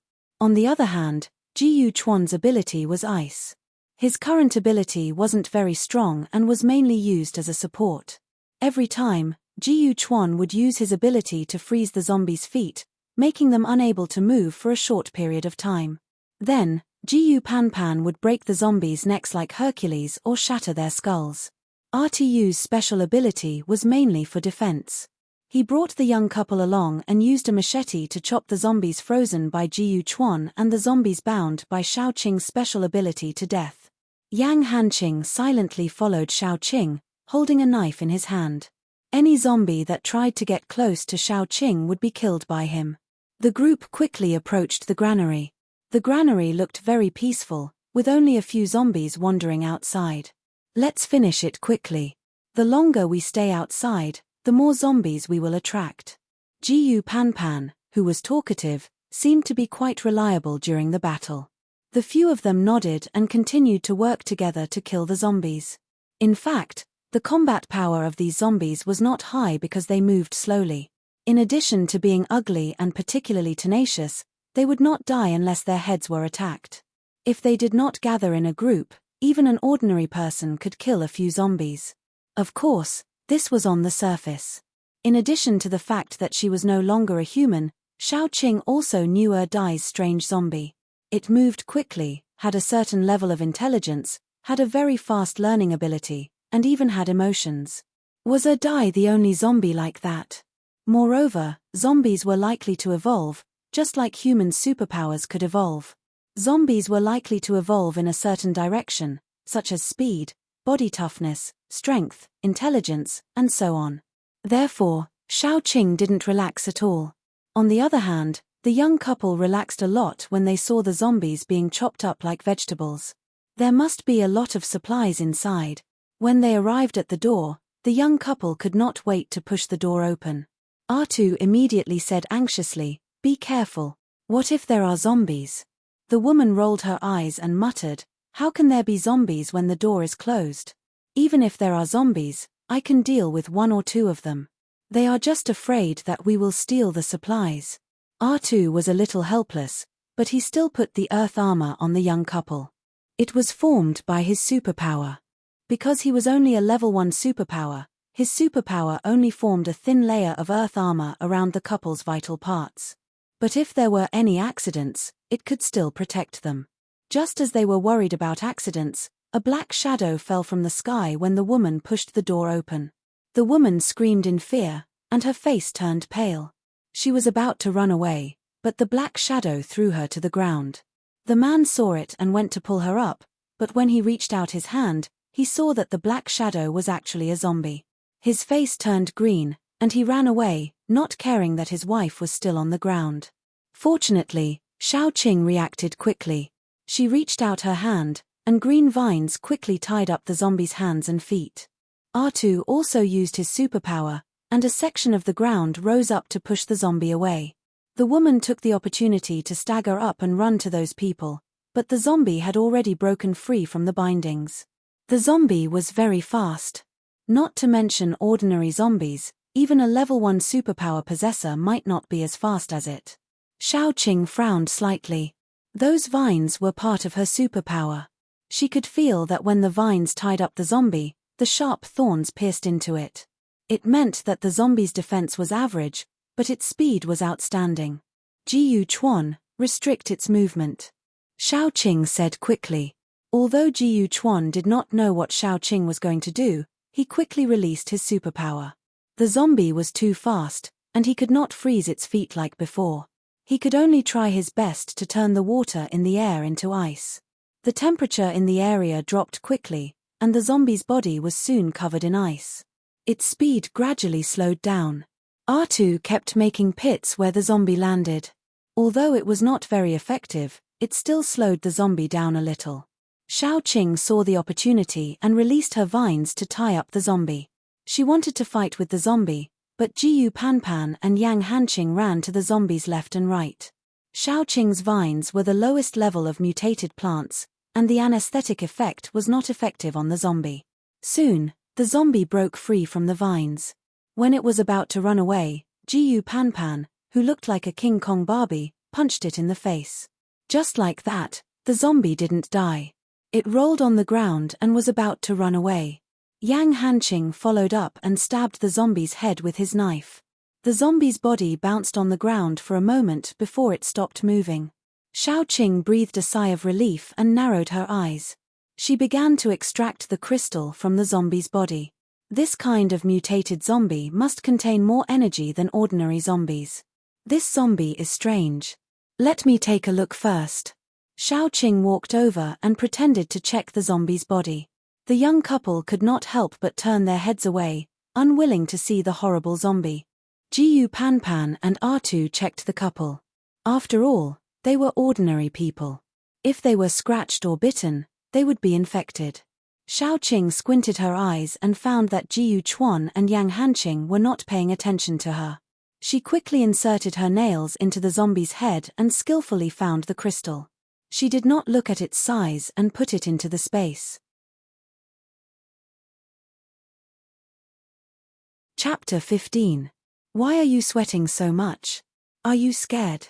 Jiyu Panpan gave the woman a simple examination, but didn't find any wounds. The woman wiped her sweat with a pale face and said, "Of course I was scared. That zombie suddenly jumped over and I almost became food in its stomach. It's good that you're not hurt." Jiyu Panpan patted the woman's shoulder. The woman just smiled, but her face was getting paler. "Let's go. Why are you standing there?" Her husband came over and patted the woman. The woman was scared and quickly said, "Let's go, scared out of your wits." The man smiled and pulled the woman to follow. This time, it was R2 who opened the way. He had the earth power and high defense, so he was the most suitable to open the way. This time, everyone walked in carefully. They didn't find any zombies, but there was a pile of bones on the ground. It looked like the person had been dead for a long time. So much food. Jiyu Panpan stared blankly at the granary. She didn't think that there would be so much food left in the granary. It was probably because of the mutated zombie that the granary hadn't been emptied. Several other people also went to the surrounding granaries to check. Sure enough, there wasn't even a grain of rice left. The pile of bones on the ground must have been left behind by the previous search team members. They must have ransacked the surrounding granaries, and then the people they sent here were killed by the mutated zombie. They harvested so much that they didn't care about this little bit of food. They were worried that there would be a lot of mutated zombies in the granary, so they left. "Now it's our lucky day," Jiyu Panpan said excitedly. Even R2 chimed in, "I think so too. We are so lucky. Even if we hand over half of the food, we can still get a lot. Go get the car. Otherwise, how are we going to transport the food?" Xiao Qing was relatively calm. After all, they didn't need much food. "I'll go get it." Jiyu Chuan volunteered. Yang Hanqing quickly followed. The others guarded the door and rested for a while in the granary. The young couple even took out something to cook jerky. The dried meat was boiled into a pot of soup. Along with the dried food, it could replenish one's strength. After Jiyu Chuan and Yang Hanqing drove the two cars over, the group of people began to eat. Actually, Xiao Qing didn't need to eat, but she couldn't appear too abnormal. So, she ate a piece of dry food and fed Little Bun some meat soup. In the name of convenience, she found a place to vomit. After solving the problem of food and clothing, the group of people moved the food into the car. Everyone was in high spirits. According to the distribution method agreed at the beginning, the three paranormals would each get 20%, and the young couple would each get 10%. The new members, Yang Hanqing and Xiao Qing, took 20% of the total because they were new members. Moreover, one of them was an ordinary person, and the other was only a level 1 female wood elemental paranormal. To put it bluntly, Jiyu Chuan and the others didn't know Xiao Qing and Little Bun's combat power. So, they distributed the shares in this way. Jiyu Chuan and Jiyu Panpan looked at each other. Jiyu Panpan stood up and said, "Although Sister Qing is a new member, everyone has seen her performance along the way. I think that 20% is too little. My brother and I discussed it and decided to give them another 10%. Before Jiyu Panpan could finish speaking, the man in the couple couldn't help but raise his voice. "Wait a minute, I don't mind if you give them a bit more, but where do you get the extra money from?" Jiyu Panpan couldn't help but frown. The nominal leader of this team was Jiyu Chuan, but ignoring this point, Jiyu Chuan and Little Bun were ranked the highest in the team according to combat power and contribution. The man's words were simply not giving them any face. The 10% for Sister Qing and the others, and the 40% for me and my brother. We will take 30%, and Sister Qing will take 30%. Don't worry, we won't touch your 20%, Jiyu Panpan said expressionlessly. Since she said so, the young couple stopped arguing. R2, on the other hand, was embarrassed. He quickly said, "How about this, I will take 5%, you take 5%, and we'll take 10% for Xiaoqing and the others. No need, we are new members. 20% is already a lot." Xiaoqing didn't care about the food. What she cared about was the crystals. "Okay, we'll split it when we get back," Jiyu Chuan said concisely. "Let's go back first."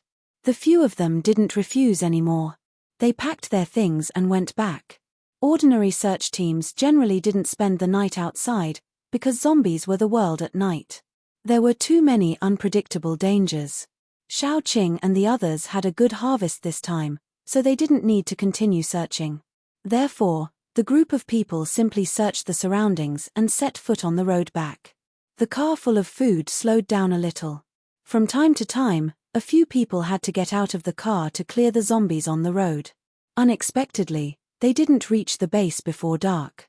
"There are houses in front of us. Let's clear one out and stay for the night. We'll leave tomorrow morning," R2 suggested. It was too dangerous to travel at night. Zombies are the most active at night. "I also think we should stay for the night," Jiyu Panpan also said. No one had any objections. R2 first found a house with an intact door. Most of the houses in the countryside were wooden and iron doors. R2 saw a closed iron door. It seemed to be safe, so he went forward to open it. Before he could open the door opened by itself. A skinny person poked his head out from the crack. His eyes were green, probably because he was hungry. "Who are you?" Chapter 16. R2 was shocked. He took a step back and subconsciously released his superpower. When he saw that it was a person and not something else, he let out a sigh of relief. "We are the search team from the S-City Survivor Base. We are passing by. Can we stay here for the night?" The man looked at ATU up and down with a strange look, then grinned.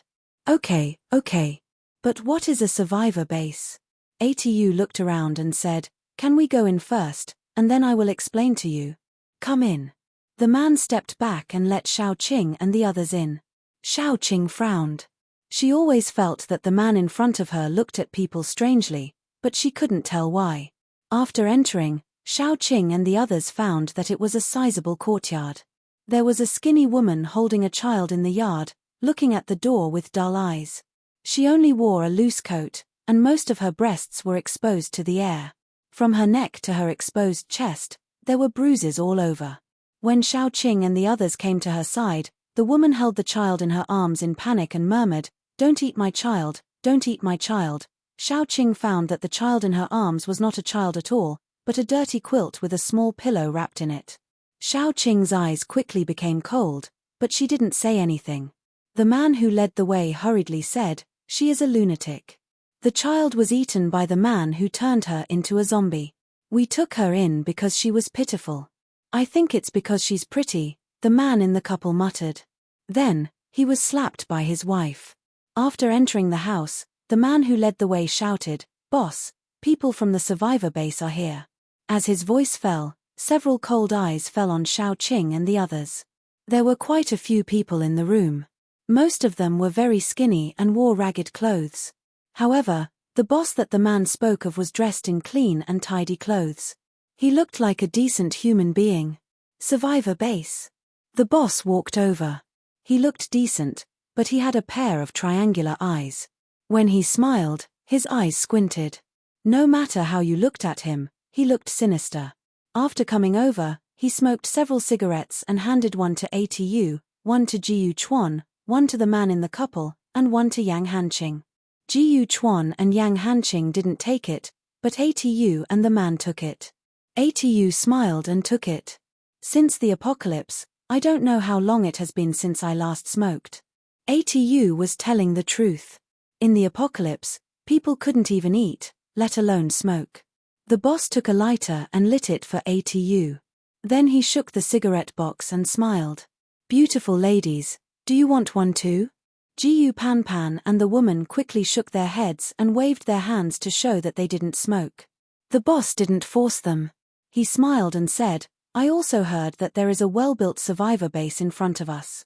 I always wanted to take my brothers there, but there are too many of us. We don't know how many of our brothers will die on the way there, so we didn't dare to move. Now that I met you, you must be capable. Can you escort us to the base? The man in the couple patted his chest and said, no problem. Not to mention Jiyu Chuan, even Jiyu Panpan frowned at his rash answer.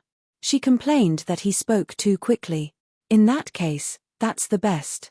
Please come in and have a good rest. We will leave tomorrow. The boss asked the man who led them to the room to rest. When the man left, Jiyu Panpan said, why did you agree so quickly? Anyway, it's good for us to take the survivors back. The man said naturally. It's not troublesome to take them back. It's troublesome. Jiyu Chuan said coldly. What do you mean? The man was stunned. Jiyu Chuan didn't want to talk to him. He went straight to the corner and sat down. Xiaoqing also found a place to sit with Yang Hanqing. The man was a little embarrassed, but he didn't say anything. Soon, it was evening. Someone knocked on the door and invited Xiaoqing and the others to come over for dinner. The few of them went out. Xiaoqing took the little bun out of the basket and held him in her arms. She then took the milk bottle out of her bag. It wasn't milk powder in the bottle. It was chicken soup that she had boiled before she came. She had removed the layer of oil on top. Little Bao didn't even need to heat it up. He wasn't an ordinary person, so he wasn't afraid of getting cold. Little Bao didn't want to let go of the bottle. Xiaoqing sat down at the table. There were two people sitting at the table. One was the boss, and the other was a young man who looked like a gangster. The others were sitting in the corner eating dry food. There's meat. The young couple's eyes were filled with excitement. After all, after the apocalypse, they rarely had the chance to eat meat. There was not only meat on the table, but also vegetables. There were 4 dishes and a soup. Although this configuration was nothing in the past, in the post-apocalyptic world, it was already a very luxurious meal. The boss made an inviting gesture and said, everyone came from afar. You're all guests. Please sit down. Jiyu Chuan, his sister, and Xiaoqing looked at each other. They saw the temperature in each other's eyes gradually drop. Only the young couple and R2 were still very happy. Let's eat. Don't be shy. The boss smiled and put a piece of meat in Xiaoqing's bowl.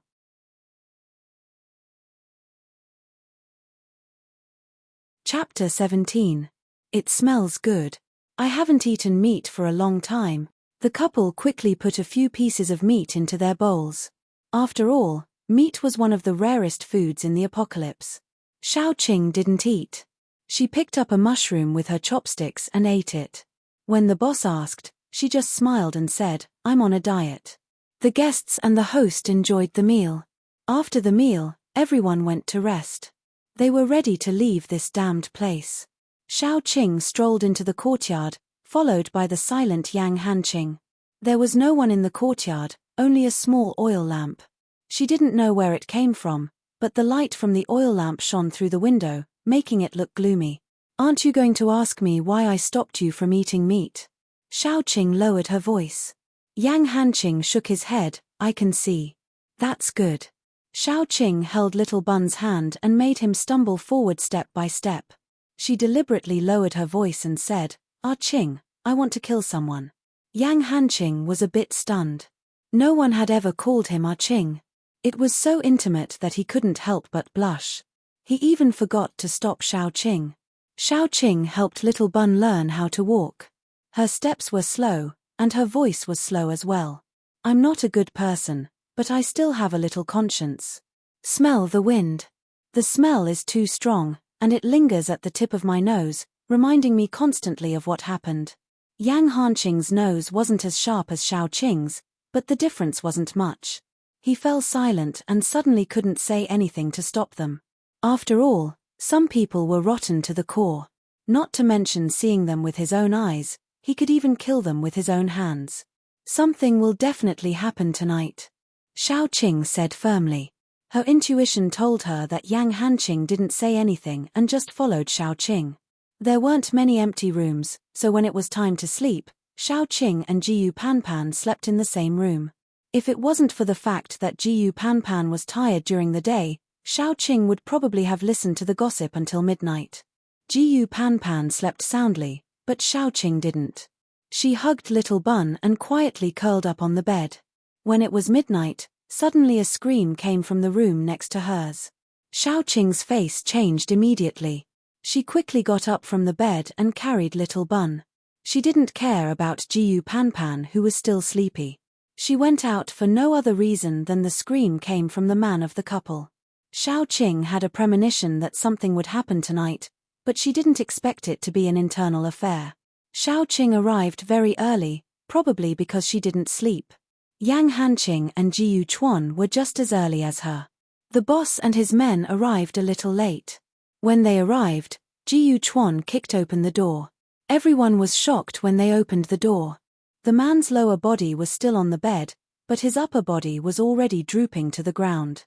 His eyes were wide open, and there were a few deep bloodstains on his face. His throat was torn open, and it was obvious that he was no longer alive. The woman was lying on top of him, making a strange chewing sound. When she heard the door open, the woman turned her head. Her face and mouth were covered in blood, and her face was pale. Her skin was already rotting. Do it. Jiyu Chuan's face changed. He pointed his finger, and the ice power was quickly displayed. The woman's feet were quickly frozen, and her feet were frozen together with the ground. The woman had just turned into a zombie, so her reaction was slower.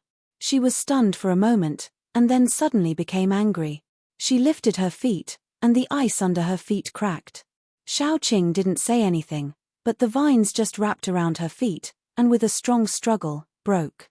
At this time, Yang Hanqing was already in front of the woman with a dagger. He stabbed the dagger into the woman's lower abdomen, and then he realized that the woman was already a zombie. It was useless to stab into her lower abdomen. He quickly pulled out the dagger, and the woman's hand with long shining nails slapped over. Yang Hanqing only had time to cross his hands in front of his chest, and then he was hit and sent flying. For some unknown reason, the woman's strength was much greater than that of ordinary zombies. She lifted her feet easily, and broke the ice and vines. She stamped her feet, and then she came in the direction of Jiyu Chuan and Xiao Qing. The boss didn't care about hiding his strength. He pointed his finger, and a fireball flew out. However, the fireball hit the woman, and was extinguished before it could burn. Xiao Qing casually took a machete from the hands of a person around him, and jumped up, and the machete fell on the woman's neck. The woman slightly tilted her body, and the machete cut into her collarbone, and got stuck. Xiao Qing had to let go, and the woman's claws met force with force. Xiao Qing had eaten so many spiritual stones, so his strength was naturally greater than the woman's. The woman took a step back, and howled angrily. Before she could shout a second time, Xiao Qing had already grabbed her arm, and threw her over his shoulder. The woman was heavily thrown to the ground, and rotten flesh splattered everywhere.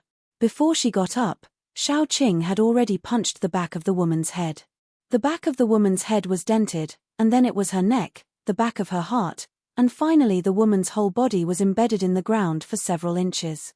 Jiyu Panpan, who came late, swallowed his saliva. In fact, Xiao Qing was a strengthening superpower, wasn't he? Chapter 18. When Xiao Qing got up and stretched her waist, the woman had sunk deep into the ground, and her whole body was twitching slightly. Check carefully next time. Xiao Qing got up and looked at the man who died tragically on the ground. Many people seemed to have the same bad habit.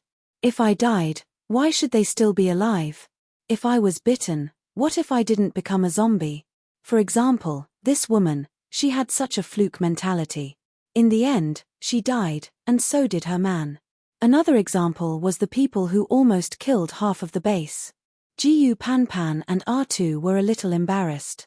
After all, they were the ones who checked, especially Jiyu Panpan, and her face was red. I'm really sorry. I made a fool of myself. Xiao Qing smiled at the boss, and a dark light flashed in her eyes. The boss hurriedly said, "It's nothing. It's good that you are fine. Let's go. We have to get up early tomorrow." Yes. Xiao Qing smiled, but when she passed by the boss, she suddenly attacked.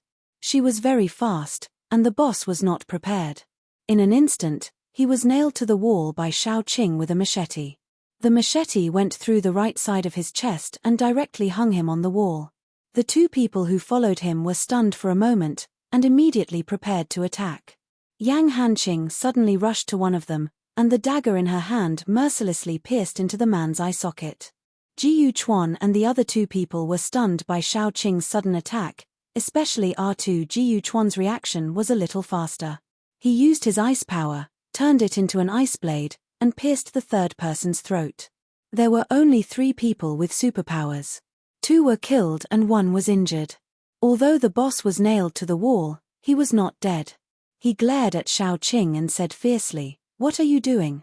I kindly took you in and treated you with hospitality, but you, what do you think I am doing?" Xiaoqing picked up a dagger and pointed it at boss. "When those people were eaten by you, they should have asked why, right?" As soon as Xiaoqing said that, everyone present was shocked, whether it was Ji Yuquan or the survivors who surrounded them. "You! What did you say?" The boss was a little flustered, but he still gritted his teeth and said, "Why are you slandering me? I really don't understand. What do we have for you to scheme against us? Then let me ask you, what did you guys eat to survive until today?" Xiaoqing asked coldly. The boss did not feel guilty at all. "Of course it's food. We have a granary to rely on, so why should we be afraid of not having enough food? They're all lies. There is a speed-type variant zombie there. You don't dare to go there. When I came here, I felt that something was wrong. In ancient times, there were wars and corpses everywhere. There were many corpses that were eaten by wild dogs. Their bodies were like wild boars, and their eyes were cold. When I came here, I felt that their eyes were like those of wild dogs that ate human flesh." Xiaoqing said faintly, "Of course, I can't be sure based on this alone. I just felt a little strange at that time. That night, the woman I met when I entered the door was gone, but there was a plate of meat on the table. The meat was fresh and tender, completely different from pork." Before Xiaoqing finished speaking, R2 had already held his stomach and vomited, because he ate the most meat. Suspicion became confirmation.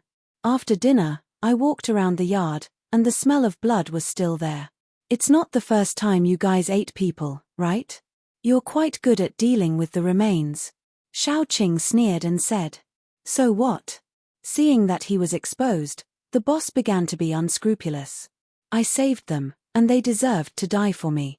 What's more, they were just 2-legged sheep, and they were eaten by me. Isn't it proper?" Before he could finish his words, Yang Hanqing, who couldn't take it anymore, had already stabbed him from his cheek all the way to the back of his head.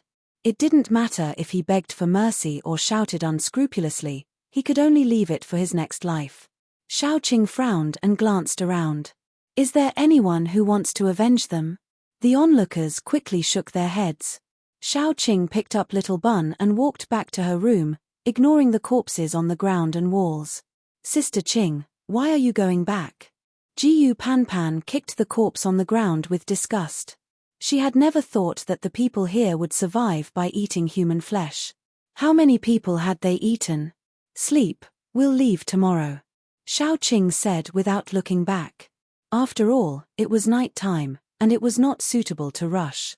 Jiyu Panpan really did not want to stay in this place for a second longer. When she thought of the people around her who were used to eating human flesh, and then recalled that she had almost eaten human flesh at dinner, she could not help but feel disgusted. "Let's go." Ji Yuquan looked at R2, who was vomiting, and left. Jiyu Panpan immediately followed. Xiaoqing and Yang Hanqing arrived at the door one after another. Xiaoqing paused and smiled. "Why, are you going to sleep in my room?" Yang Hanqing immediately blushed and stammered. No, I've been following you. I forgot." Xiaoqing opened the door and looked at Yang Hanqing with a faint smile. "Come in, I can't sleep anyway." Chapter 19. If you want to come in and sleep, just say so. Xiaoqing pursed her lips and deliberately said, "The night is long, and I don't have the mood to sleep. It's good for us to have a heart-to-heart talk. I'm going back to sleep." Yang Hanqing stammered and ran back as if he was chased by a monster. Xiaoqing smiled and took the little bun back to her room. Before she could lie down, Jiyu Panpan came to Xiaoqing with a quilt. Probably because Xiaoqing was the only girl in the room, she felt safer with Xiaoqing. Jiyu Panpan tidied up the bed and crawled under the quilt. Probably because she was still a little scared, Jiyu Panpan kept looking for a topic to talk about. My brother and I speculated that she might have been bitten by a zombie, or just scratched. Jiyu Panpan covered herself tightly and said in a low voice, "This person is just full of luck. Maybe she thought that such a small wound wouldn't turn her into a zombie, so she hid it and finally killed her husband." Jiyu Panpan sighed, "But I didn't expect that there would be so many survivors here, and I didn't expect that there would be people eating human flesh." Jiyu Panpan kept gossiping. Xiaoqing didn't feel sleepy at first, but now she was completely awake. She could only hope that Jiyu Panpan would quickly say that she was tired and go to sleep. In the middle of the night, probably because Jiyu Panpan said that she was tired, she actually fell asleep. Xiaoqing was really relieved. The next morning, Jiyu Panpan woke up and found that there was no one beside her. Xiaoqing had already taken the little bun to wash up. Jiyu Panpan quickly got up and packed her things, ready to leave this strange place. This time when they left, they didn't take anything, including people. After all, except for them, everyone here should have eaten human flesh. No one wanted to take someone who had eaten human flesh away. Although everyone was looking at them eagerly, they still gritted their teeth and left directly. Ignoring the expectant eyes behind them, the group embarked on the journey back. At noon, there was a haze and a small wind, reducing the visibility rapidly. Even the clouds in the sky were swallowed. "No matter what, we have to go. It's too dangerous to stay here."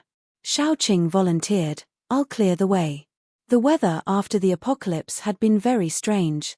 Sometimes it was sunny, sometimes it suddenly rained, sometimes it was windy, and sometimes it was a thick fog. In short, it was very annoying. Xiaoqing walked forward while secretly counting the crystals in her inventory. She already had a lot of crystals in her hands, and there was also the crystal she just got from the woman's body. After absorbing these special crystals, Xiaoqing felt that she would definitely be promoted. However, it was safer to go back to the base to do it. After all, no one knew what would happen during the promotion. While walking, Xiaoqing seemed to see a familiar figure through the thick fog, but that figure only showed its face for a moment and then disappeared. That figure was too similar to Dai. Xiaoqing wanted to leave the car and grab that person to see if it was her Dai. However, now was not the time to think about it. Xiaoqing gave up the idea and continued walking. If it was really her Dai, they would meet sooner or later.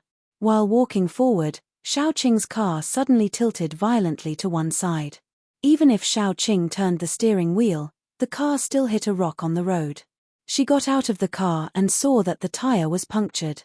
Moreover, it was directly hit by the car. There were piles of bones and remnants of weapons on the ground. She did not know who had punctured the tire. Xiaoqing frowned and asked, "Who knows how to fix this?" Yang Hanqing, who got out of the back seat, quickly said, "I know how to fix it." Then he carried the spare tire and walked over. Yang Hanqing began to fix the car after setting up the completely useless roadblock. The others also got out of the car. Xiaoqing frowned, guarding against any sneak attack. Xiaoqing was holding Little Bun. Suddenly, she heard a rustling sound approaching. She was immediately startled and guarded against the approaching zombies. But at this moment, the soil under Xiaoqing's feet suddenly loosened. Then, a flower suddenly appeared under her feet. The moment the pink and tender petals opened, Xiaoqing did not know what to say. Because the petals looked very pink and tender, they were very cute. The mouth of the petals was full of thorns. Xiaoqing even saw half of a zombie's arm hanging in the innermost part of the mouth. Man-eating flower? Xiaoqing was instantly stunned. She saw the huge flower suddenly open its mouth and bite towards her. Xiaoqing quickly retreated. The man-eating flower immediately pounced on her. The petals opened and closed, as if it wanted to immediately swallow Xiaoqing. It digested her like the arm in its mouth. Xiao Qing kept retreating, looking for a suitable weapon. The people behind her also quickly reacted to save Xiao Qing. All kinds of abilities quickly fell on the man-eating flower. However, other than blocking it for a while, they did not cause any damage. Xiao Qing picked up a rusty machete on the ground and carefully observed the man-eating flower. Generally speaking, plants should not move around.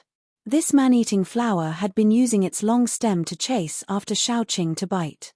If they left this area, the man-eating flower would definitely not chase after them. But once they left, they would have no choice but to take a longer route. At that time, the danger would increase, and it would be much later to go back. It was a headache. Chapter 20. Jiyu Panpan quickly leapt up and stood in front of Xiao Qing, grabbing the head of the man-eating flower with one hand. Her left hand grabbed the upper calyx of the man-eating flower, and her right hand grabbed the lower calyx, forcibly stopping the flower head from closing.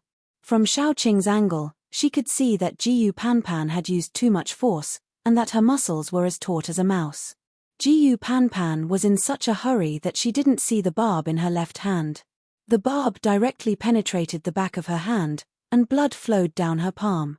Tasting the scent of blood, the man-eating flower moved even more vigorously. It continued to struggle, causing Jiyu Panpan's forehead to be covered in sweat. Its thorns have an anesthetic effect. I can't hold on much longer. Quick! Artu and Guchuan quickly made their moves. One tried to use the soil to control the man-eating flower, while the other tried to use ice to slow it down, but both failed. The man-eating flower shook its head violently, and Jiyu Panpan, who was like a King Kong Barbie, was flung out. Luckily, Guchuan caught her. Without control, the man-eating flower opened its flower head and bit at Xiao Qing. It seemed like it was going to swallow Xiao Qing in one bite and slowly digest her. Xiao Qing gritted her teeth and stabbed the knife she picked up into the man-eating flower's mouth. Unfortunately, she only managed to hold on for a second before it was bitten off. The inner wall of the flower secreted a kind of sulfuric acid, which eroded everything that entered its mouth. Jiyu Chuan was thrown to the ground by Jiyu Panpan. Seeing this, he shouted anxiously, "Xiao Qing, you can find a way to subdue it." It was said that wood paranormals could subdue mutated plants for their own use, but most of them subdued relatively mild mutated plants. For example, those mutated medicinal plants were the favorite of wood paranormals because they could assist in healing. A wood paranormal had subdued a plant that emitted a stimulant-like fragrance. During a battle, it could improve his combat effectiveness and make him temporarily forget his pain. However, there were only a few who dared to subdue a mutated plant like the flower. Wood paranormals could subdue one plant at each level. If they subdued more than that, it would be beyond their control. Xiao Qing happened to have not subdued any plants. That was why Jiyu Chuan asked her to give it a try. In the current situation, only Xiao Qing could give it a try. Their abilities had no effect on the flower, and Jiyu Panpan was anesthetized. If they didn't give it a try, they would have to go the long way. Xiao Qing took a deep breath and calmly dodged while studying the weakness of the piranha flower. She looked carefully and found that when the piranha flower attacked, it would subconsciously protect the slender flower stem. Its stem was tender green and looked more fragile than petals. It was estimated that it was like a human's neck, which was also a vital point.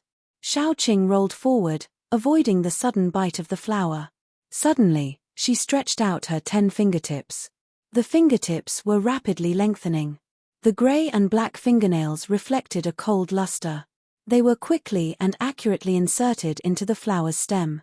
The green liquid immediately splashed out. The green liquid fell to the ground and immediately corroded the soil, not to mention that the back of Xiao Qing's hand was corroded, leaving only dark red flesh. Xiao Qing's flesh was dark red, darker than that of ordinary people. Especially the blood, which flowed very slowly and had a dark color. When it flowed out, it quickly solidified. She pinched the stem with all her might, completely ignoring the fact that her hands were corroded to a horrible state. The piranha flower's head was like a venomous snake that had its weak spot pinched. It struggled madly, but because of Xiao Qing's position, it couldn't bite her. Xiao Qing was also ruthless. Her 10 fingers sank into the flower's stem. The green liquid flowed more and more. The flower head struggled more and more fiercely. Finally, it fell to the ground, twitching, and the flower head was slightly biting. Seeing this, Xiao Qing bit her wrist. The dark red blood flowed out and flowed into the wound of the flower's stem. Visible to the naked eye, the tender green flower's stem was slowly eroded by the dark red. Xiao Qing poured blood and used the wood power to control the flower. About 10 minutes later, when her forehead was covered with cold sweat, the twitching flower moved, turned into a broken light spot, and quickly poured into Xiao Qing's body. Xiao Qing's eyes darkened and she fainted.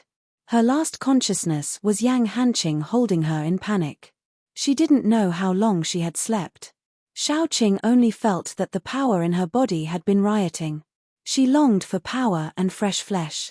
Instinct told her that she was evolving now. Instinct also told her that she could draw power from fresh flesh. There seemed to be the freshest flesh around her, with a very fragrant smell, constantly seducing her. Xiao Qing slowly woke up and couldn't help but want to bite the throat of the person next to her. She looked down and saw Yang Hanqing lying on her bed. The strong young man shrank into a ball and nested on a low stool with great effort. His eyes were dark. It seemed that he hadn't slept for a long time. The little bun was sleeping on the other side of Xiao Qing, holding her thigh and constantly smacking his lips. Xiao Qing quickly woke up and quickly took out a few crystals from the space, including the crystals left by the woman and the mutant zombie. She needed energy to evolve, otherwise, she would definitely fail this time.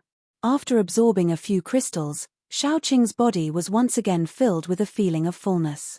She could clearly feel a wave of energy flowing through her body, constantly growing stronger. When it reached a certain point, it was as if a layer of film had been broken. The surging power quickly broke out, and Xiao Qing could hear her joints cracking. She knew that she had made a breakthrough. Not only had her wood power improved, but her physical fitness had also improved.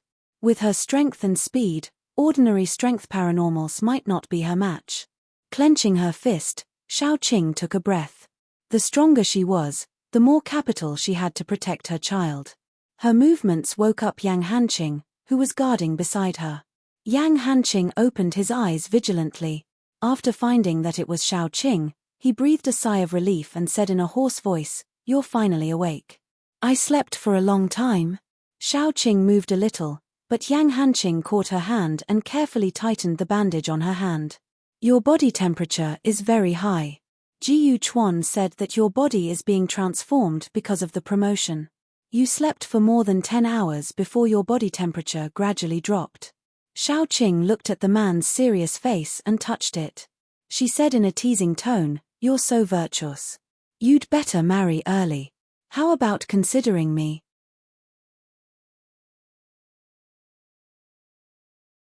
Chapter 21. Yang Hanqing couldn't help but turn his face, from his cheeks to his earlobes. He lowered his voice and said, "You slept for so long, aren't you hungry?" "It's okay." For Yang Hanqing to change the topic, Xiao Qing smiled. She was just joking. Since she was resurrected, Xiao Qing didn't believe that men have true feelings. Probably because Xiao Qing was indifferent, Yang Hanqing pursed his lips. After a long time, he said with a weak voice, "I don't deserve you." "What did you say?" Xiao Qing, who was immersed in her memories, raised her eyebrows. Yang Hanqing hurriedly said, "Nothing, I was talking to myself." Xiao Qing didn't say anything. She moved her legs and got off the bed. As soon as her feet touched the ground, she felt that she was different from before. That kind of body was full of power. The feeling of wanting to release it was really good. Even Xiao Qing felt that there was nothing that could stop her, but Xiao Qing also knew that there was always someone better. Too complacent was arrogant. She was still relatively self-aware. "Where are we now?" "Because you fainted, we didn't hurry, we just found a place to stop." Yang Hanqing looked at Xiao Qing's back. His eyes had a gentleness that he himself didn't know. Xiao Qing was the best woman he had ever met. She was not pretentious like those so-called socialites. She was real, beautiful, intelligent, and powerful. Even her every move was so free and easy that most people could only dream of. This kind of woman was like a cheetah in the grassland. Yang Hanqing didn't feel that he was worthy of her. It wasn't that he had low self-esteem, it was just like some flowers were too beautiful, he couldn't bear to reach out and pick them. I dragged everyone down. Xiaoqing opened the door and found that they were in a house, probably because of the zombies. The original owner of the house was gone, so Xiaoqing and the others directly used it as a place to rest. Xiaoqing opened the door and saw Tu and Jiyu Chuan siblings playing cards in the yard. When they saw Xiaoqing come out, Jiyu Panpan was the first to throw down the cards in her hand. Sister Qing, you woke up? Great, you were unconscious, I couldn't eat or sleep well. Tu grabbed Jiyu Panpan, her face flushed. How can you be so shameless? I was about to win, you actually put down the cards. All right, stop fooling around. Jiyu Chuan patted the two of them and said to Xiaoqing, how is it? My body feels pretty good. I've also successfully advanced to the next level. We can set off at any time. Xiaoqing clenched her fists and said, we've been out for quite some time now. It's time to go back. Pack your things, we will leave in the afternoon. Jiyu Panpan was also very excited, although this trip lost 2 people, but the 2 were ordinary people, and both of them had bad intentions. Jiyu Panpan didn't feel that it was a pity, on the contrary, they had a lot of harvest, it could be said that they returned with a full load. So, after a week, they returned to the base. The most important thing was naturally to divide the loot. When they entered the city, what should be handed over was handed over, the rest all belonged to the 5 of them. Because there were 2 less people, and Xiaoqing's contribution was seen by everyone, the final distribution was 20%, that is to say, Xiaoqing and Yang Hanqing took 40%. This was indeed a surprise for the new members of the search team. Xiaoqing originally wanted to give 10% to Jiyu Chuan, his sister, and Tu, but they didn't want it. Jiyu Panpan said, Sister Qing, just take it, we have to team up in the future. You are already a level 2 wood ability user, some big search teams will want to recruit you, you must remember our team. Xiaoqing nodded, finally accepting the supplies. She gave half of it to Yang Hanqing. This is your share, take it. Yang Hanqing would be lying if he said that he wasn't excited. Generally, the ordinary people in the search team were the family members of ability users, or people with skills, such as the young couple. The man knew how to repair cars, and the woman was a nurse, so the ability users were willing to take these people with them. Yang Hanqing didn't have any special skills, but he was able to get so many supplies with Jiyu Panpan. For Xiaoqing's sake, Yang Hanqing knew very well, and in his heart, he was even more grateful to Xiaoqing. Xiaoqing took a look, there were a lot of things, and in the spirit of giving Buddha to the West, she immediately said, you can't take it back alone, I'll help you. Yang Hanqing still wanted to refuse, but in the end, he realized that he really couldn't take it all by himself, and his face turned red. Before he could make a decision, Xiaoqing had already started the car. Get in, idiot, why are you standing there like a fool? Yang Hanqing hurriedly climbed into the car, and let Xiaoqing drive, sending him and the supplies to the tent where he and his mother lived. The place where ordinary people lived and the place where ability users lived were simply separated. Xiaoqing drove all the way, and she didn't encounter any resistance, only envious and jealous gazes. When he arrived outside the tent, Yang Hanqing's face changed. He quickly jumped out of the car, went around the tent, and carried his mother out of a pile of rubbish. The wound on the old woman's leg had rotted to the bone because it wasn't treated in time, and there were many flies on it. Yang Hanqing estimated that if he came back 2 days later, he would see the body covered with maggots, but even so, he still felt that his mother was dying. Yang Hanqing's eyes immediately turned red, he kicked open the curtain of the tent, and a voice immediately came from inside. Who is it? Are you tired of living?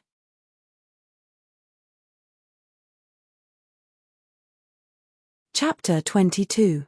A young man's head popped out of the tent. He had medium-length hair, with only a tuft of red hair in the middle. He had a cigarette in his mouth and looked very sloppy. As soon as he saw Yang Hanqing, the young man's expression changed slightly. Then, he calmed down and said, "Oh, I was wondering who it was. I didn't expect you to come back alive." Yang Hanqing tried hard to suppress his anger. The place where ordinary people lived depended on their strength. In order to let his mother live comfortably, he didn't know how many fights he had to fight to win a big tent for 2 people. The man in front of him was his defeated opponent. It was said that he was a relative of a psychic. He never expected that after he left for a few days, this man would dare to come and take over his place and throw his mother out. As Yang Hanqing expected, the friend he asked to take care of his mother was hiding in the tent and looking at him with a pale face. You're back. It was obvious that the two of them thought that Yang Hanqing would die outside, so they came together to take over Yang Hanqing's place. After all, many search teams would also recruit some ordinary people as cannon fodder. The death rate of ordinary people as cannon fodder was very high, but they couldn't stand the high risk and also the high reward, so many ordinary people were willing to join. The two of them thought that Yang Hanqing was in such a situation. They didn't expect that Yang Hanqing would come back safely. Get out. Yang Hanqing's voice was low and hoarse. He gritted his teeth, and an endless storm was brewing in his eyes. The sloppy young man swallowed his saliva and straightened his neck, saying, "This is my territory. Who are you asking to get out?" Before he finished speaking, Yang Hanqing grabbed his collar and threw him out. After Yang Hanqing threw the man out, the first thing he did was to look for medicine under the bed. He hid the medicine that Xiao Qing gave him under the bed, but his friend knew. Even if he knew that he couldn't survive, Yang Hanqing still had a glimmer of hope. But when he lifted the sheet, Yang Hanqing saw that the bed was empty. He looked at his friend expressionlessly and asked, "Where's my medicine?" Who knows? The man took 2 steps back and looked at the young man for help. At that time, he was greedy and exchanged the medicine for points with the young man. He used the points to exchange for food and clothes. How could he give the medicine to Yang Hanqing? Yang Hanqing grabbed his collar, and the veins on his forehead bulged. He gritted his teeth and said, I trusted you. I entrusted my mother to you, but I didn't expect you to be an ungrateful bastard." After that, Yang Hanqing threw him out, and the young man who was about to get up fell to the ground again. Xiao Qing carried little Bun and walked in. She took a look at Yang Hanqing's mother and then shook her head. It was probably because she had been sick for a long time. When she was still in the military, she was often injured. Even after she retired, she could be considered half a doctor. Now, anyone with eyes could see that Yang Hanqing's mother was at most a breath away.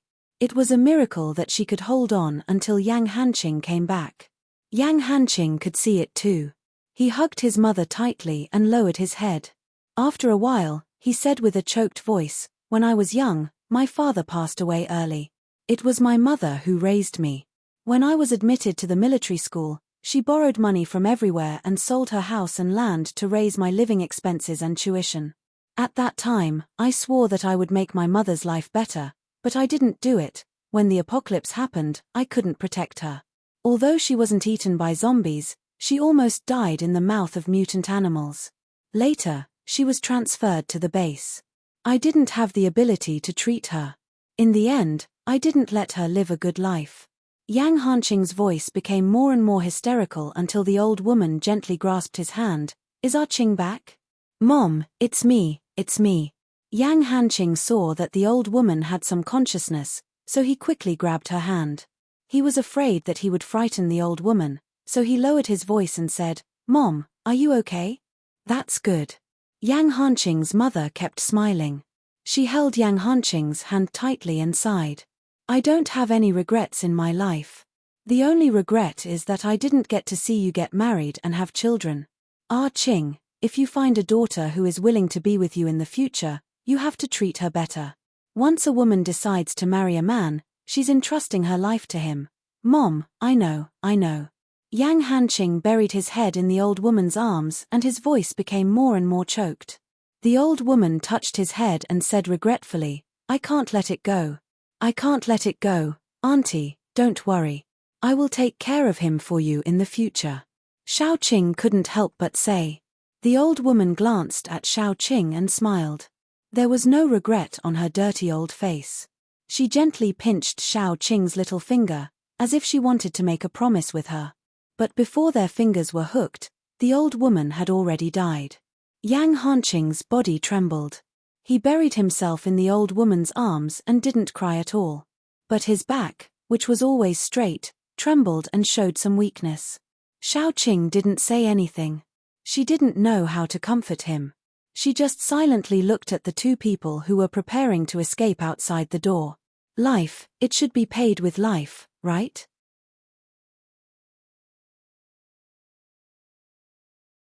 Chapter 23. However, Xiaoqing didn't make a move because Yang Hanqing had already made a move. He gently placed his mother on the ground. His movements were so careful that it was as if his mother was still alive. Then, he strode out of the door expressionlessly. At this moment, the two men on the ground had already gotten up, especially Yang Hanqing's friend. He had already turned around and ran far away. Xiaoqing didn't plan to avenge Yang Hanqing, but she also didn't plan to let him escape. She tied the man's ankles with a rattan and dragged him back to where he stood. He wanted to run again, but Yang Hanqing had already grabbed him and punched him hard on the back. Xiaoqing felt pain in her internal organs. The man screamed, staggered, and fell to the ground. Then, he was beaten to death by Yang Hanqing. Yes, he was beaten to death. His cervical vertebrae and neck were broken into at least 6 or 7 pieces. His whole body was limp on the ground. He was still hanging on to his last breath. Once his last breath was gone, he would be a dead man. Yang Hanqing was very restrained.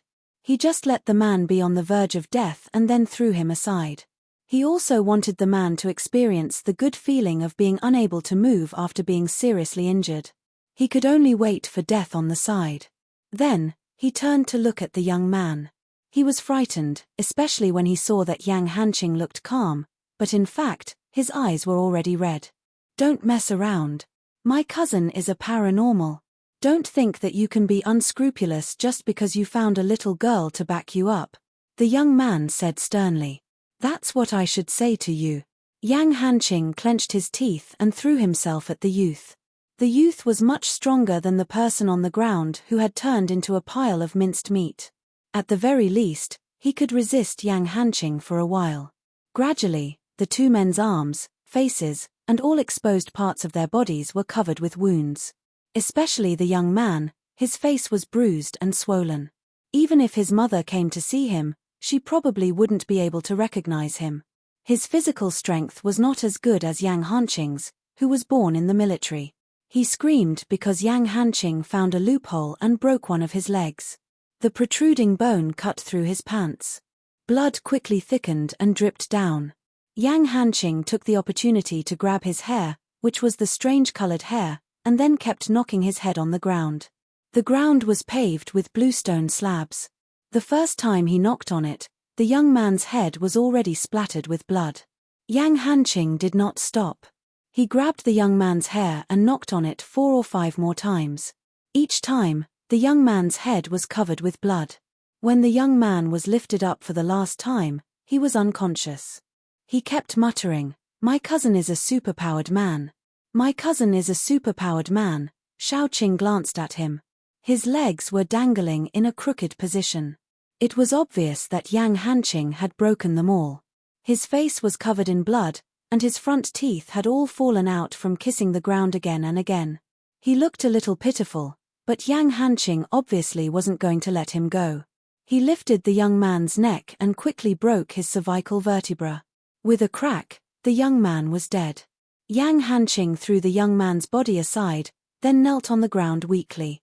He covered his face with one hand and didn't make any sound. Xiaoqing could sympathize with him. She patted him on the shoulder and released the man-eating flower that she had subdued before. The man-eating flower's huge flower head kept swaying. Under Xiaoqing's command, it swallowed the young man's body, and then the man who was still breathing. There was a way to destroy the body. Obviously, the man-eating flower was a good choice to destroy the body. The man-eating flower's huge flower head just wriggled a little and ate the two people. It closed the flower head and began to digest. After a while, it would spit out the bones that it couldn't digest. After doing all this, Xiaoqing stood quietly beside Yang Hanqing, waiting for him to recover. Although Xiaoqing didn't have a family, she could understand the feeling of suddenly losing a mother. Especially Yang Hanqing and his mother had depended on each other for many years. That kind of relationship was probably deeper than a normal mother and son. After a long time, Yang Hanqing raised his listless face, turned to Xiaoqing and said, Am I very useless? I can't protect anything. In the end, even my mother was in a miserable situation. She didn't enjoy a day of happiness in her life. Yang Hanqing sneered and said, I'm a waste. I can't do anything. I can only passively accept everything. If it was another person, they might be considerate and comfort him, saying something like you're not a waste.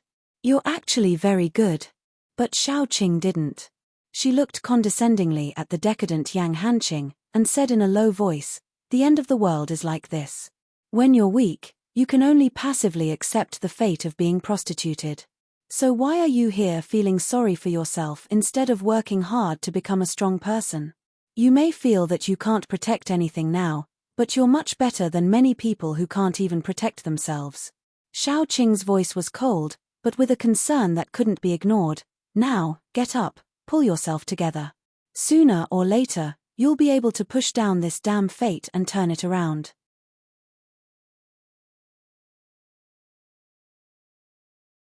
Chapter 24. After a long time, Yang Hanqing suddenly smiled. He wiped his face, which was already splashed with a lot of blood. After he wiped it, the blood was all gone. Thank you. Xiaoqing didn't say anything. She just lifted her chin, indicating that Yang Hanqing's mother was still in the tent. Yang Hanqing carried his mother out.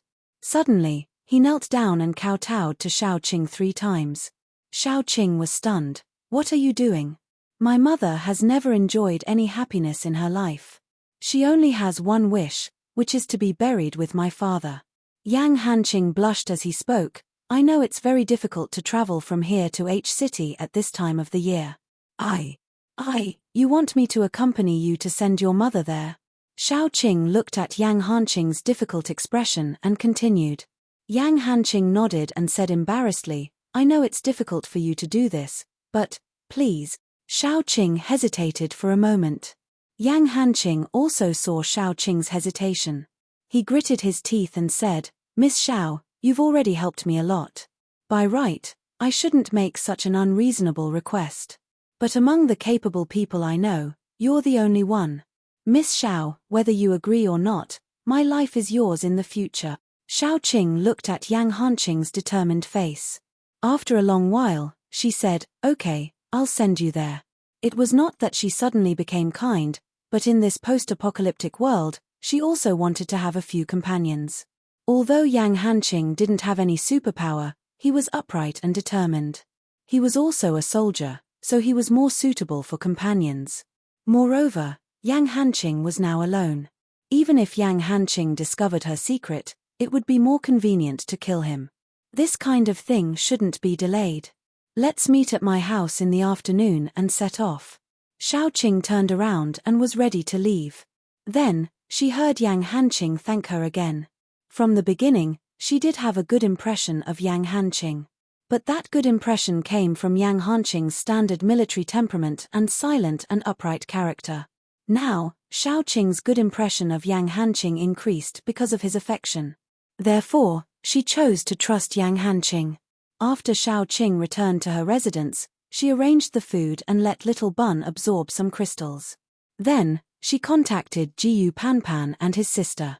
Although Jiyu Panpan was a chatterbox, Xiaoqing subconsciously felt that the two people's character was not bad.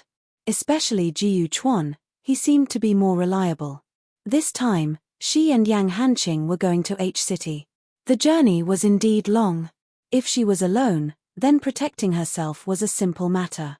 If she also had to protect Yang Hanqing, it would be more troublesome if they encountered some special circumstances.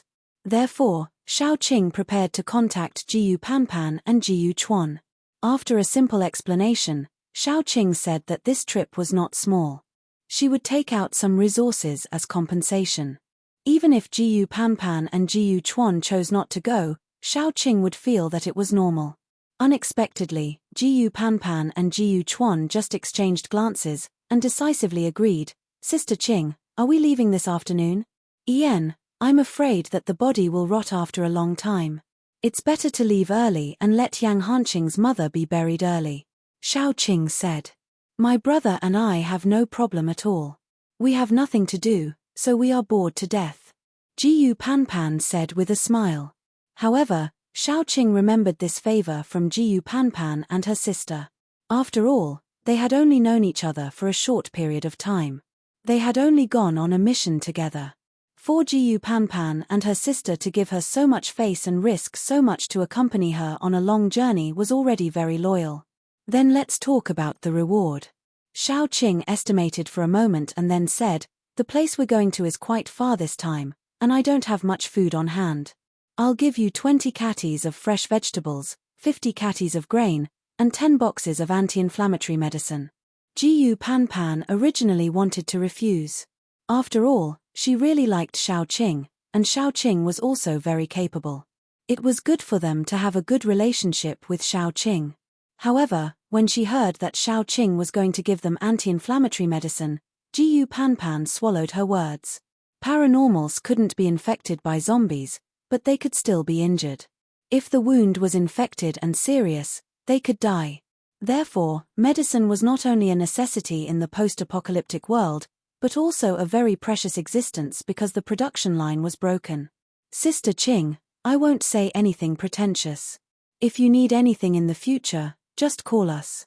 Jiyu Panpan patted her chest and said. Xiaoqing invited them to have a meal at home. It was cooked by Xiaoqing herself. Although she had stopped eating normal food, her cooking skills were still very good in the past. With the addition of the fresh vegetables she had obtained from the base, the meal looked, smelled, and tasted great. Jiyu Panpan praised her for being virtuous. In the afternoon, the three of them packed up their things and went to find Yang Hanqing. When everyone was together, they were ready to leave. Because they were going on a long trip this time, unlike the last time when they were near a survivor base, Jiyu Panpan and her sister brought a lot of things. They drove an off-road car, picked up Xiaoqing, and headed towards Yang Hanqing's place. However, when they arrived at Yang Hanqing's place, Xiaoqing saw an acquaintance. It was none other than Li Jing, who had drugged her last time. Li Jing was still wearing a pair of glasses. He looked very gentle, but what he did was not gentle at all. There was a little blood at the corner of his mouth, and he seemed to be angry. He threw a fireball at Yang Hanqing. Something must have happened to make him come to Yang Hanqing. However, he underestimated Yang Hanqing's fighting ability, so he was angry after being injured. Xiaoqing pushed open the car door and quickly jumped out. The green rattan had already wrapped around Yang Hanqing, isolating him from the fireball. It was obvious that Li Jing was prepared to take Yang Hanqing's life. Xiaoqing's eyes narrowed slightly. Her eyes were gloomy. To put it bluntly, she was a protective person. Yang Hanqing was already a companion she had chosen, but Li Jing was trying to kill him. It would be strange if she was not angry. What are you doing? It's you, Miss Xiao. As soon as he saw Xiaoqing, Li Jing's eyes changed. He said with a hint of eagerness, Miss Xiao, you shouldn't have intervened. He killed my cousin. It's natural for me to avenge him, isn't it? I'm sorry. Your cousin was killed by me, and I asked him to do it. Xiaoqing protected Yang Hanqing behind her without leaving a trace. She said lightly, how dare you attack an ordinary person? If you don't agree, let's have a try.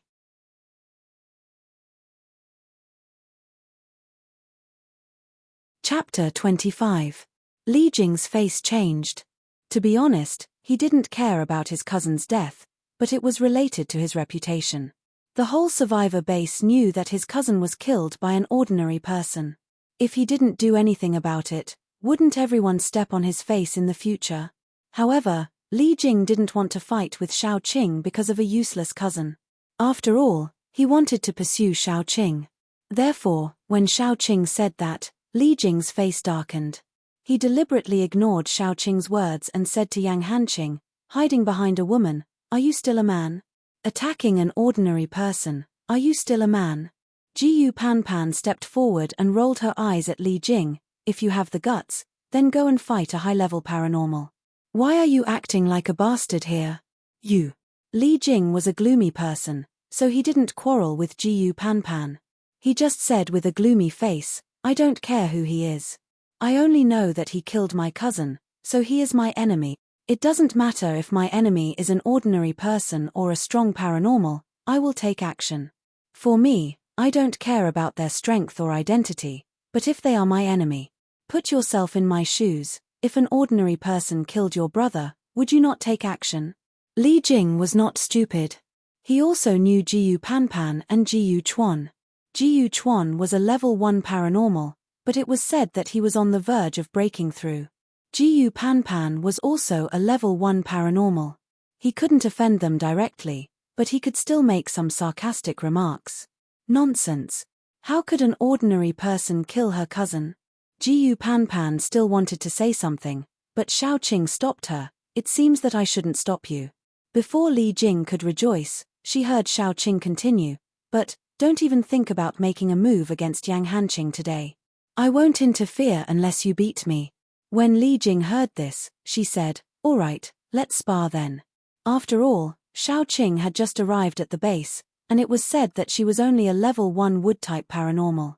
The attack power of a wood-type paranormal was weaker than that of a fire-type paranormal, not to mention that he was already at the peak of level 1 and was about to break through to level 2. Therefore, Li Jing was not worried that he would lose to Xiaoqing. He even imagined that after he showed his strength, Xiaoqing might fall in love with him. After all, whether it was before or after the apocalypse, it was easier for the strong to capture a woman's heart. Xiaoqing looked around. This place was relatively empty, so she said, there's no need to choose a place. Let's do it here. Okay. Li Jing nodded. Then let's start. Before he could finish his sentence, a fair fist landed on his face, shattering the glasses he was using to show off. Immediately after, Li Jing felt a sharp pain in his lower abdomen and was sent flying. Li Jing was stunned the whole time. He did not even have time to release his power before he became a punching bag. Even when he was still in the air, Xiaoqing appeared behind him and punched him heavily in the back. The sound of bones breaking was accompanied by Li Jing's twisted and silent expression. When he reacted to the pain and released his power, Xiaoqing had already grabbed his neck from behind and threw his body to the ground. The fireball that had just condensed was scattered. Then, Xiaoqing accurately and ruthlessly pressed down on a certain part of Li Jing's back. The broken bones instantly pierced Li Jing's heart and lungs. Li Jing only realized in the second before he died that Xiaoqing wanted to kill him. Xiaoqing casually threw the body to the man-eating flower that had been waiting for a long time. Then, she twisted her neck and said calmly, let's go. Jiyu Panpan, Jiyu Chuan. The only person who was calm was probably Yang Hanqing, who knew how cruel Xiaoqing was. He no longer counted how much he owed Xiaoqing because he had already given his entire being to Xiaoqing. So, he did not say anything more. He just pushed a simple corpse cart made of a bed and a dining cart shelf and moved his mother onto the cart. In order to prevent Yang Hanqing's mother's body from rotting, Jiyu Chuan used his power to freeze Yang Hanqing's mother. A group of people randomly accepted an exploration mission and left the base.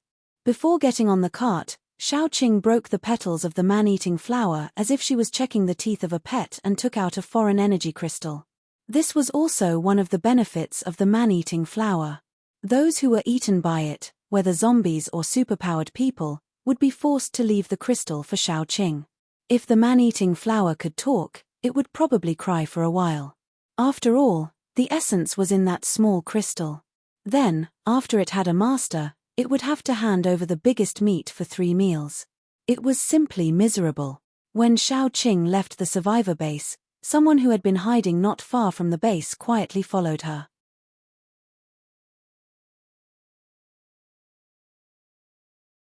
Chapter 26.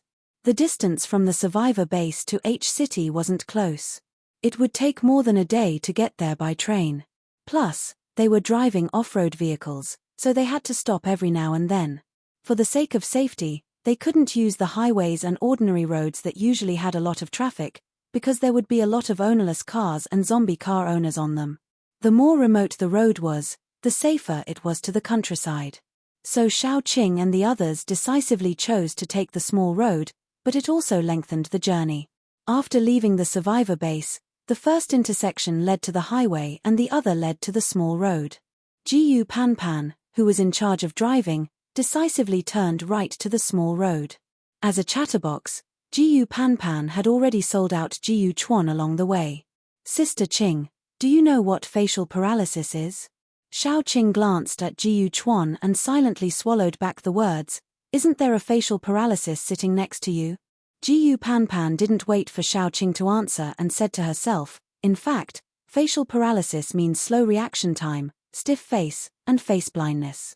My brother is like that. When I first met him, people said my brother was cold and aloof, but in fact, he is slow reaction time and face blindness." Ha ha ha ha. Xiao Qing glanced at Jiyu Chuan again. Probably because he was embarrassed, his ears had quietly turned red. Then she heard Jiyu Panpan continue, "My brother is not only slow reaction time and face blindness, but also has a poor sense of direction. He actually gets lost near his own home. Ha ha ha ha. My mother always said that in the future, she should find a girl with a good sense of direction to marry my brother. Otherwise, the husband and wife will get lost on the other side of the world." As she spoke, Jiyu Panpan's mood suddenly dropped. Probably because she thought of her mother, Xiao Qing didn't know what to say. The atmosphere in the car was a bit sad. Xiao Qing was the worst at dealing with this kind of situation. She quickly changed the topic. "Look at what's in front of us." Jiyu Panpan looked ahead and almost lost control of herself. It turned out that there was a woman who looked to be in her 20s and was dressed rather skimpily in front of her. Jiyu Panpan slammed on the brakes. The car stopped a few centimeters away from the woman. Then they heard the woman's pitiful voice say, "Big brother, big sister, can you do me a favor and give me a ride?" The weather in the post-apocalyptic world was very unpredictable. It could be snowing one second and hail the next. The only thing that could not be seen was probably the sun. It was gloomy all day long, sometimes cold, sometimes hot. At this moment, the north wind was blowing, but the woman was only wearing a small camisole and shorts. Her fair arms and legs were exposed. She was quite good-looking, with delicate facial features and long hair. She was shivering in the cold, and she looked quite pitiful. However, Jiyu Panpan's expression turned cold. She took out a metal rod from the car and snapped it in half like she was breaking ice. She then sneered, "Get lost. You want to play this game with me? Are you blind?" The woman's face turned pale. Seeing Jiyu Panpan step on the gas, she hurriedly moved aside. Then Jiyu Panpan sped away. As they walked, Jiyu Panpan explained to Xiao Qing, "Big sister Qing, don't be fooled by her pitiful appearance. In fact, it's all a lie. She specializes in deceiving ordinary men with impure thoughts. As long as you dare to open the car door, the men lying in ambush on both sides will rush up and pull you out of the car. If you're lucky, you'll leave all your belongings behind and walk away naked. If you're unlucky, you'll lose your life."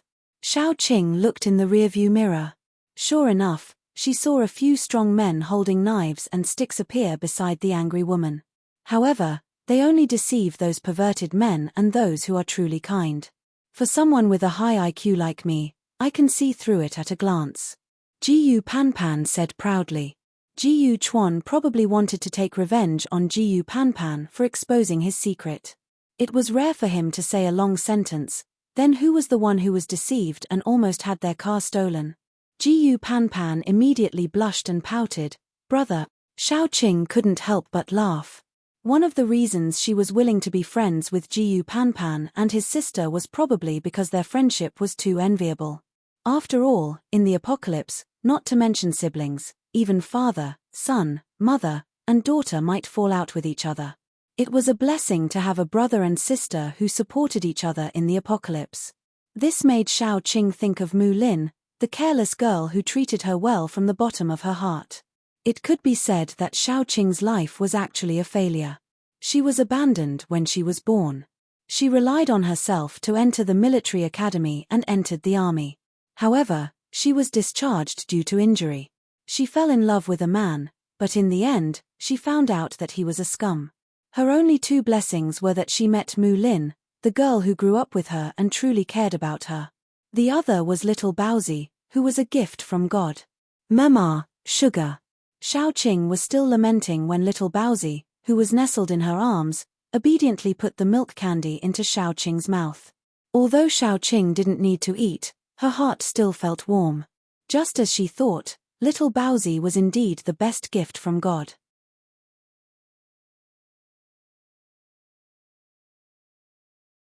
Chapter 27. Let's rest. Jiyu Panpan looked at her watch and then looked at the bungalow not far away. After the apocalypse, zombies were much more active at night than during the day. Therefore, people with a bit of intelligence would choose to find a safer place to rest at night. Of course, there was another point, that was, paranormals were also human, and they also needed to rest. In this regard, Xiaoqing felt that she still had an advantage.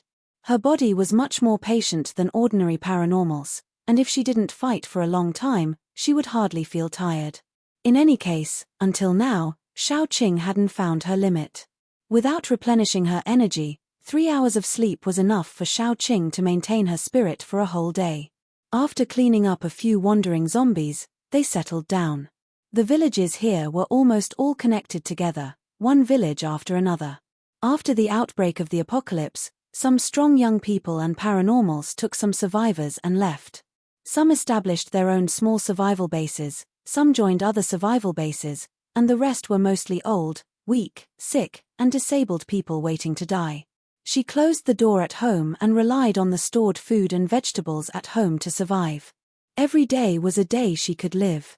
When Jiyu Panpan climbed over the wall, she smelled a rotten smell. She opened the door and saw a highly rotten corpse hanging on the beam. Looking at the clothes and figure, it should be an old man.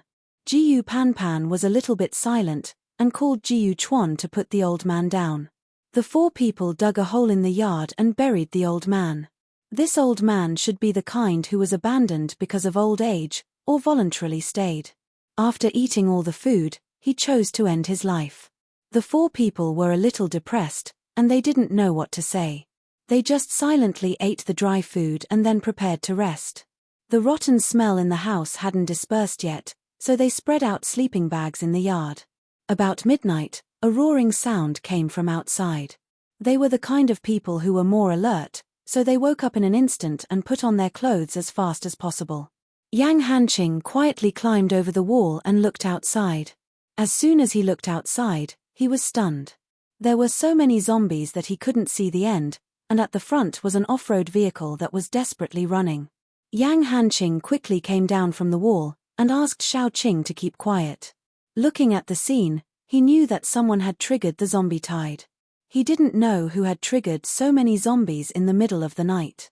Although Xiaoqing thought that her strength was not bad, even an elephant could be bitten to death by ants, not to mention the difference between her and the zombies was only the difference between a wolf and a dog. Don't make a sound.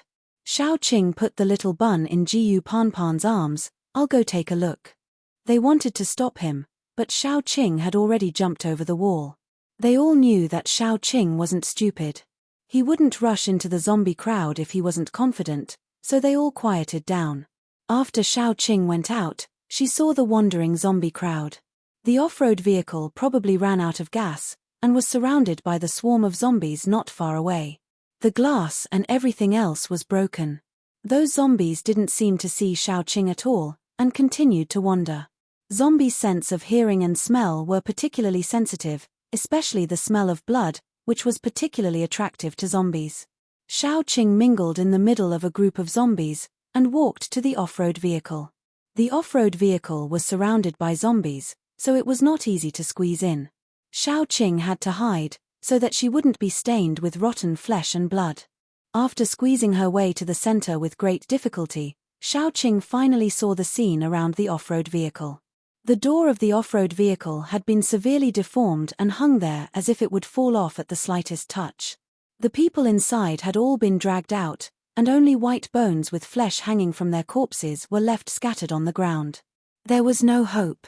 When Xiaoqing was just about to leave, she saw a piece of cloth hanging on the car. It was obviously a cloth bag, but it was torn apart. Several pieces of energy crystals fell under the cloth. Judging by the size, the smallest one was at least level 2. This was a surprise. Those crystals were enough to upgrade her strength by 1 level, and maybe the little bun could also upgrade. Xiaoqing had always believed that the emergence of paranormals was the product of human evolution with the change of the environment. Then what about the end of the evolution? And Xiaoqing also found that zombies were also evolving. The little bun's birth was different from ordinary people. He was born from the dead Shao Qing's belly. No matter whether it was his body or IQ, he was different from ordinary children. The little bun could also evolve. If the little bun evolved to the end, would he be the same as ordinary people? No matter what, Shao Qing had to upgrade the little bun. She stretched out her hand to the crystals, and just when her fingertips touched the crystals, there was a sharp sound behind her head. Her years of vigilance allowed her to react quickly. She grabbed the crystal and crawled under the off-road vehicle. The off-road vehicle behind her made a harsh screeching sound. Shao Qing saw a very strong figure on the other side of the vehicle with the help of the moonlight. His muscular arms had already pierced through the off-road vehicle. More importantly, this person was wearing ragged clothes, and his skin and flesh were in a half-rotten state. He was not a human at all.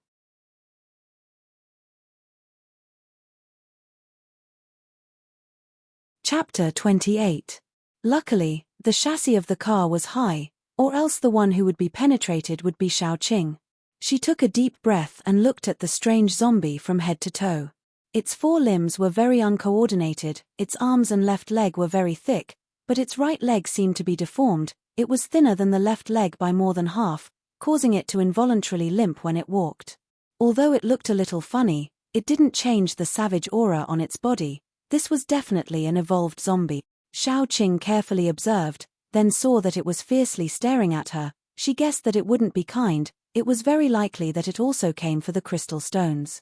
At this time, a small head poked out from the shoulder of the zombie. It was probably a baby, a dried-up head without any hair. The most obvious thing was probably a pair of black eyes without white, staring at Shao Qing.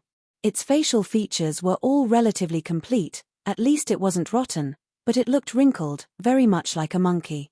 The baby zombie hugged the neck of the zombie, its thin body sticking to the back of the zombie, then suddenly screamed with a sharp voice. Shao Qing wasn't prepared, then felt a buzzing sound in her head, accompanied by pain. It was blank. At this time, the sturdy zombie nimbly jumped up, stepped on the roof of the off-road car, and crossed over. The roof of the off-road car immediately collapsed. The zombie borrowed the force, and instantly arrived in front of Shao Qing. Shao Qing just came back to her senses. Her chest was hit hard, her back hit the ground fiercely. She only felt that her chest was stuffy, and a mouthful of dark red blood spurted out. The baby zombie screamed again. The sturdy zombie madly ran and raised its fist. Shao Qing tried hard to concentrate, crossed her arms in front of her body, and was hit far away. She almost understood. The baby zombie should be the mastermind. It should be a zombie with a mutated spirit. The sturdy zombie also listened to its orders. Even the zombie tide this time may have been started by it. High-level zombies were very different from ordinary zombies. Ordinary zombies would treat Shao Qing as one of their own and would not attack. High-level zombies, on the other hand, already had the ability to judge. They would devour their own kind to gain the power to level up. Therefore, when facing Shao Qing, a high-level zombie, they would have a greater desire to attack.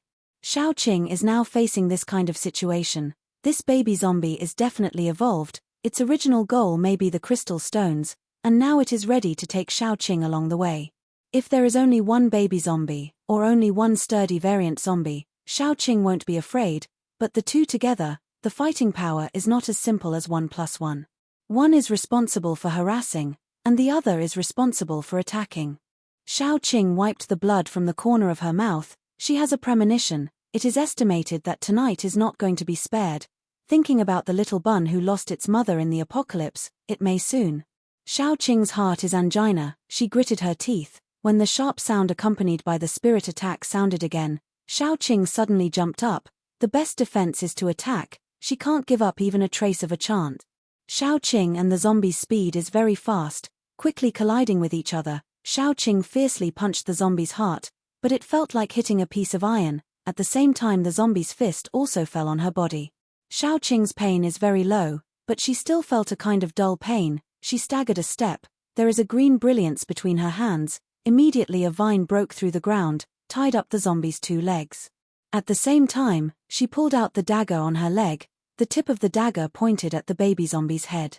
To catch bandits, first catch the ringleader. As long as the baby zombie is killed, the big dumb zombie will not be able to do anything. The vine bound the zombie for 2 seconds. Then inch by inch, the vine broke inch by inch. Fortunately, Shao Qing has already endured the spirit attack of the baby zombie, steadily and accurately stabbing the dagger down. Unfortunately, the big dumb zombie reacted, slightly tilting its shoulder. Shao Qing's dagger grazed the baby zombie's head and stabbed into the big zombie's neck. Shao Qing immediately released the dagger, quickly stepped back, but she was still thrown out by the big zombie's arm. The big zombie with a dagger in its neck roared. The big zombie with a dagger in its neck rushed to Shao Qing. Shao Qing clenched her fist. She can't help but release the man-eating flower. She is ready to use herself as the bait, to make the last gamble. But at this time, suddenly a figure rushed over. He looked up to the sky and roared, like a cannonball, hit the big dumb zombie's body.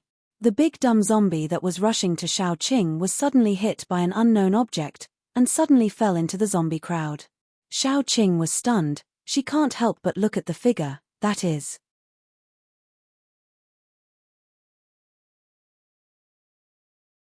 Chapter 29. Shao Qing didn't know how to describe her feelings. It was probably warm, especially warm. She suddenly understood why she would feel that someone was following her every time she came out. She also understood where the faintly discernible feeling of being watched came from. She named him Erdai. It was really a good name. How could there be such a dumb zombie? Yes, the one who was rolling around with the big zombie was Erdai. Erdai was still wearing the clothes that Shao Qing gave him when she left. It was a bit shabby and covered with dust, but there weren't too many bloodstains. He was like an angry male beast. He threw the big zombie to the ground.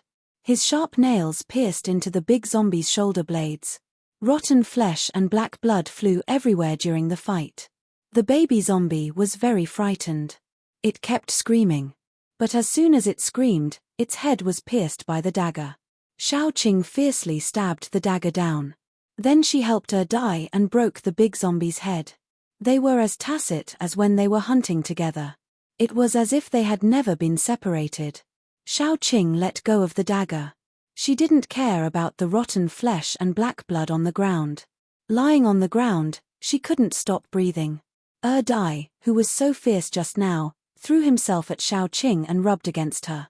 Shao Qing patted Erdai's head. "Don't rub everywhere.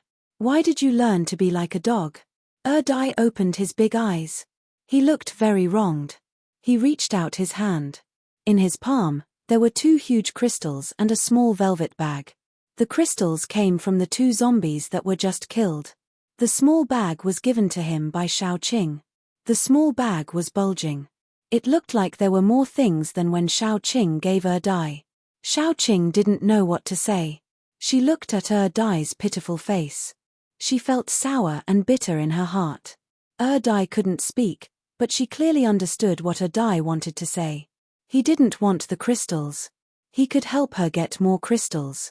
So, don't abandon him. I named you Erdai. Are you really stupid? Shao Qing poked Erdai's head. Erdai tilted his head. Shao Qing found that Erdai's face covered by dirty hair looked fairer. Erdai's face didn't rot like a zombie's, but it was pale like a dead person. Now, Erdai's face looked much better. Although he still didn't look like a normal person. But at least he looked like a living person. It's not like you can't live without me. Shao Qing felt powerless. She closed her arms and hugged Erdai's cold and stiff body. Why can't you live a free life? I gave you freedom. Why did you come back? Erdai couldn't speak. He just held Shao Qing's arm tightly. He was afraid of hurting Shao Qing, so he didn't dare to use force. He even retracted his sharp nails. He was so careful and afraid that Shao Qing would run away. Shao Qing's heart softened. Although she trusted Yang Hanqing, she still had a lot of reservations in her heart. Probably people who were betrayed would be like this. Like the saying goes, once bitten, twice shy. Even the person you love the most could betray you, let alone someone who didn't have any relationship with you. But Erdai was different. He wasn't a human. He was a zombie. He was like a blank piece of paper. Everything he knew was taught by Shao Qing. Other than Little Bun, he was the last person who would betray Shao Qing. After hugging Erdai for a long time, Shao Qing picked a few high-quality crystals and forced Erdai to absorb them. Then she rubbed his head. Die, go. Don't come back." Although Die didn't understand human language, he knew that Xiaoqing wanted to drive him away. Suddenly, he panicked. He remembered the last time Xiaoqing left. He saw her sit in the moving box and leave. He followed her secretly. He knew that Xiaoqing didn't want him anymore. Every time he wanted to get close, he didn't dare to. Until Xiaoqing entered the survivor base. There were many people there. Dai didn't dare to get close. He was afraid that if he left, he wouldn't see Xiaoqing when she came out. So he hid around the base and waited. But every time Xiaoqing came out, there was someone beside her. Dai remembered that Xiaoqing told him that he couldn't appear beside other people. So he followed her secretly. Until just now, Xiaoqing was in danger. Dai was like a child who did something wrong. He hugged Xiaoqing tightly and buried his head in Xiaoqing's arms. Xiaoqing was helpless. But she knew that if she brought Dai back to the survivor base, Dai would be caught for dissection or killed on the spot. Even if it was for Dai's good, she couldn't bring Dai back. "Let's go back to the zombie crowd." Xiaoqing pushed Dai away expressionlessly. She gritted her teeth and said, "Don't show up in front of me again, okay?"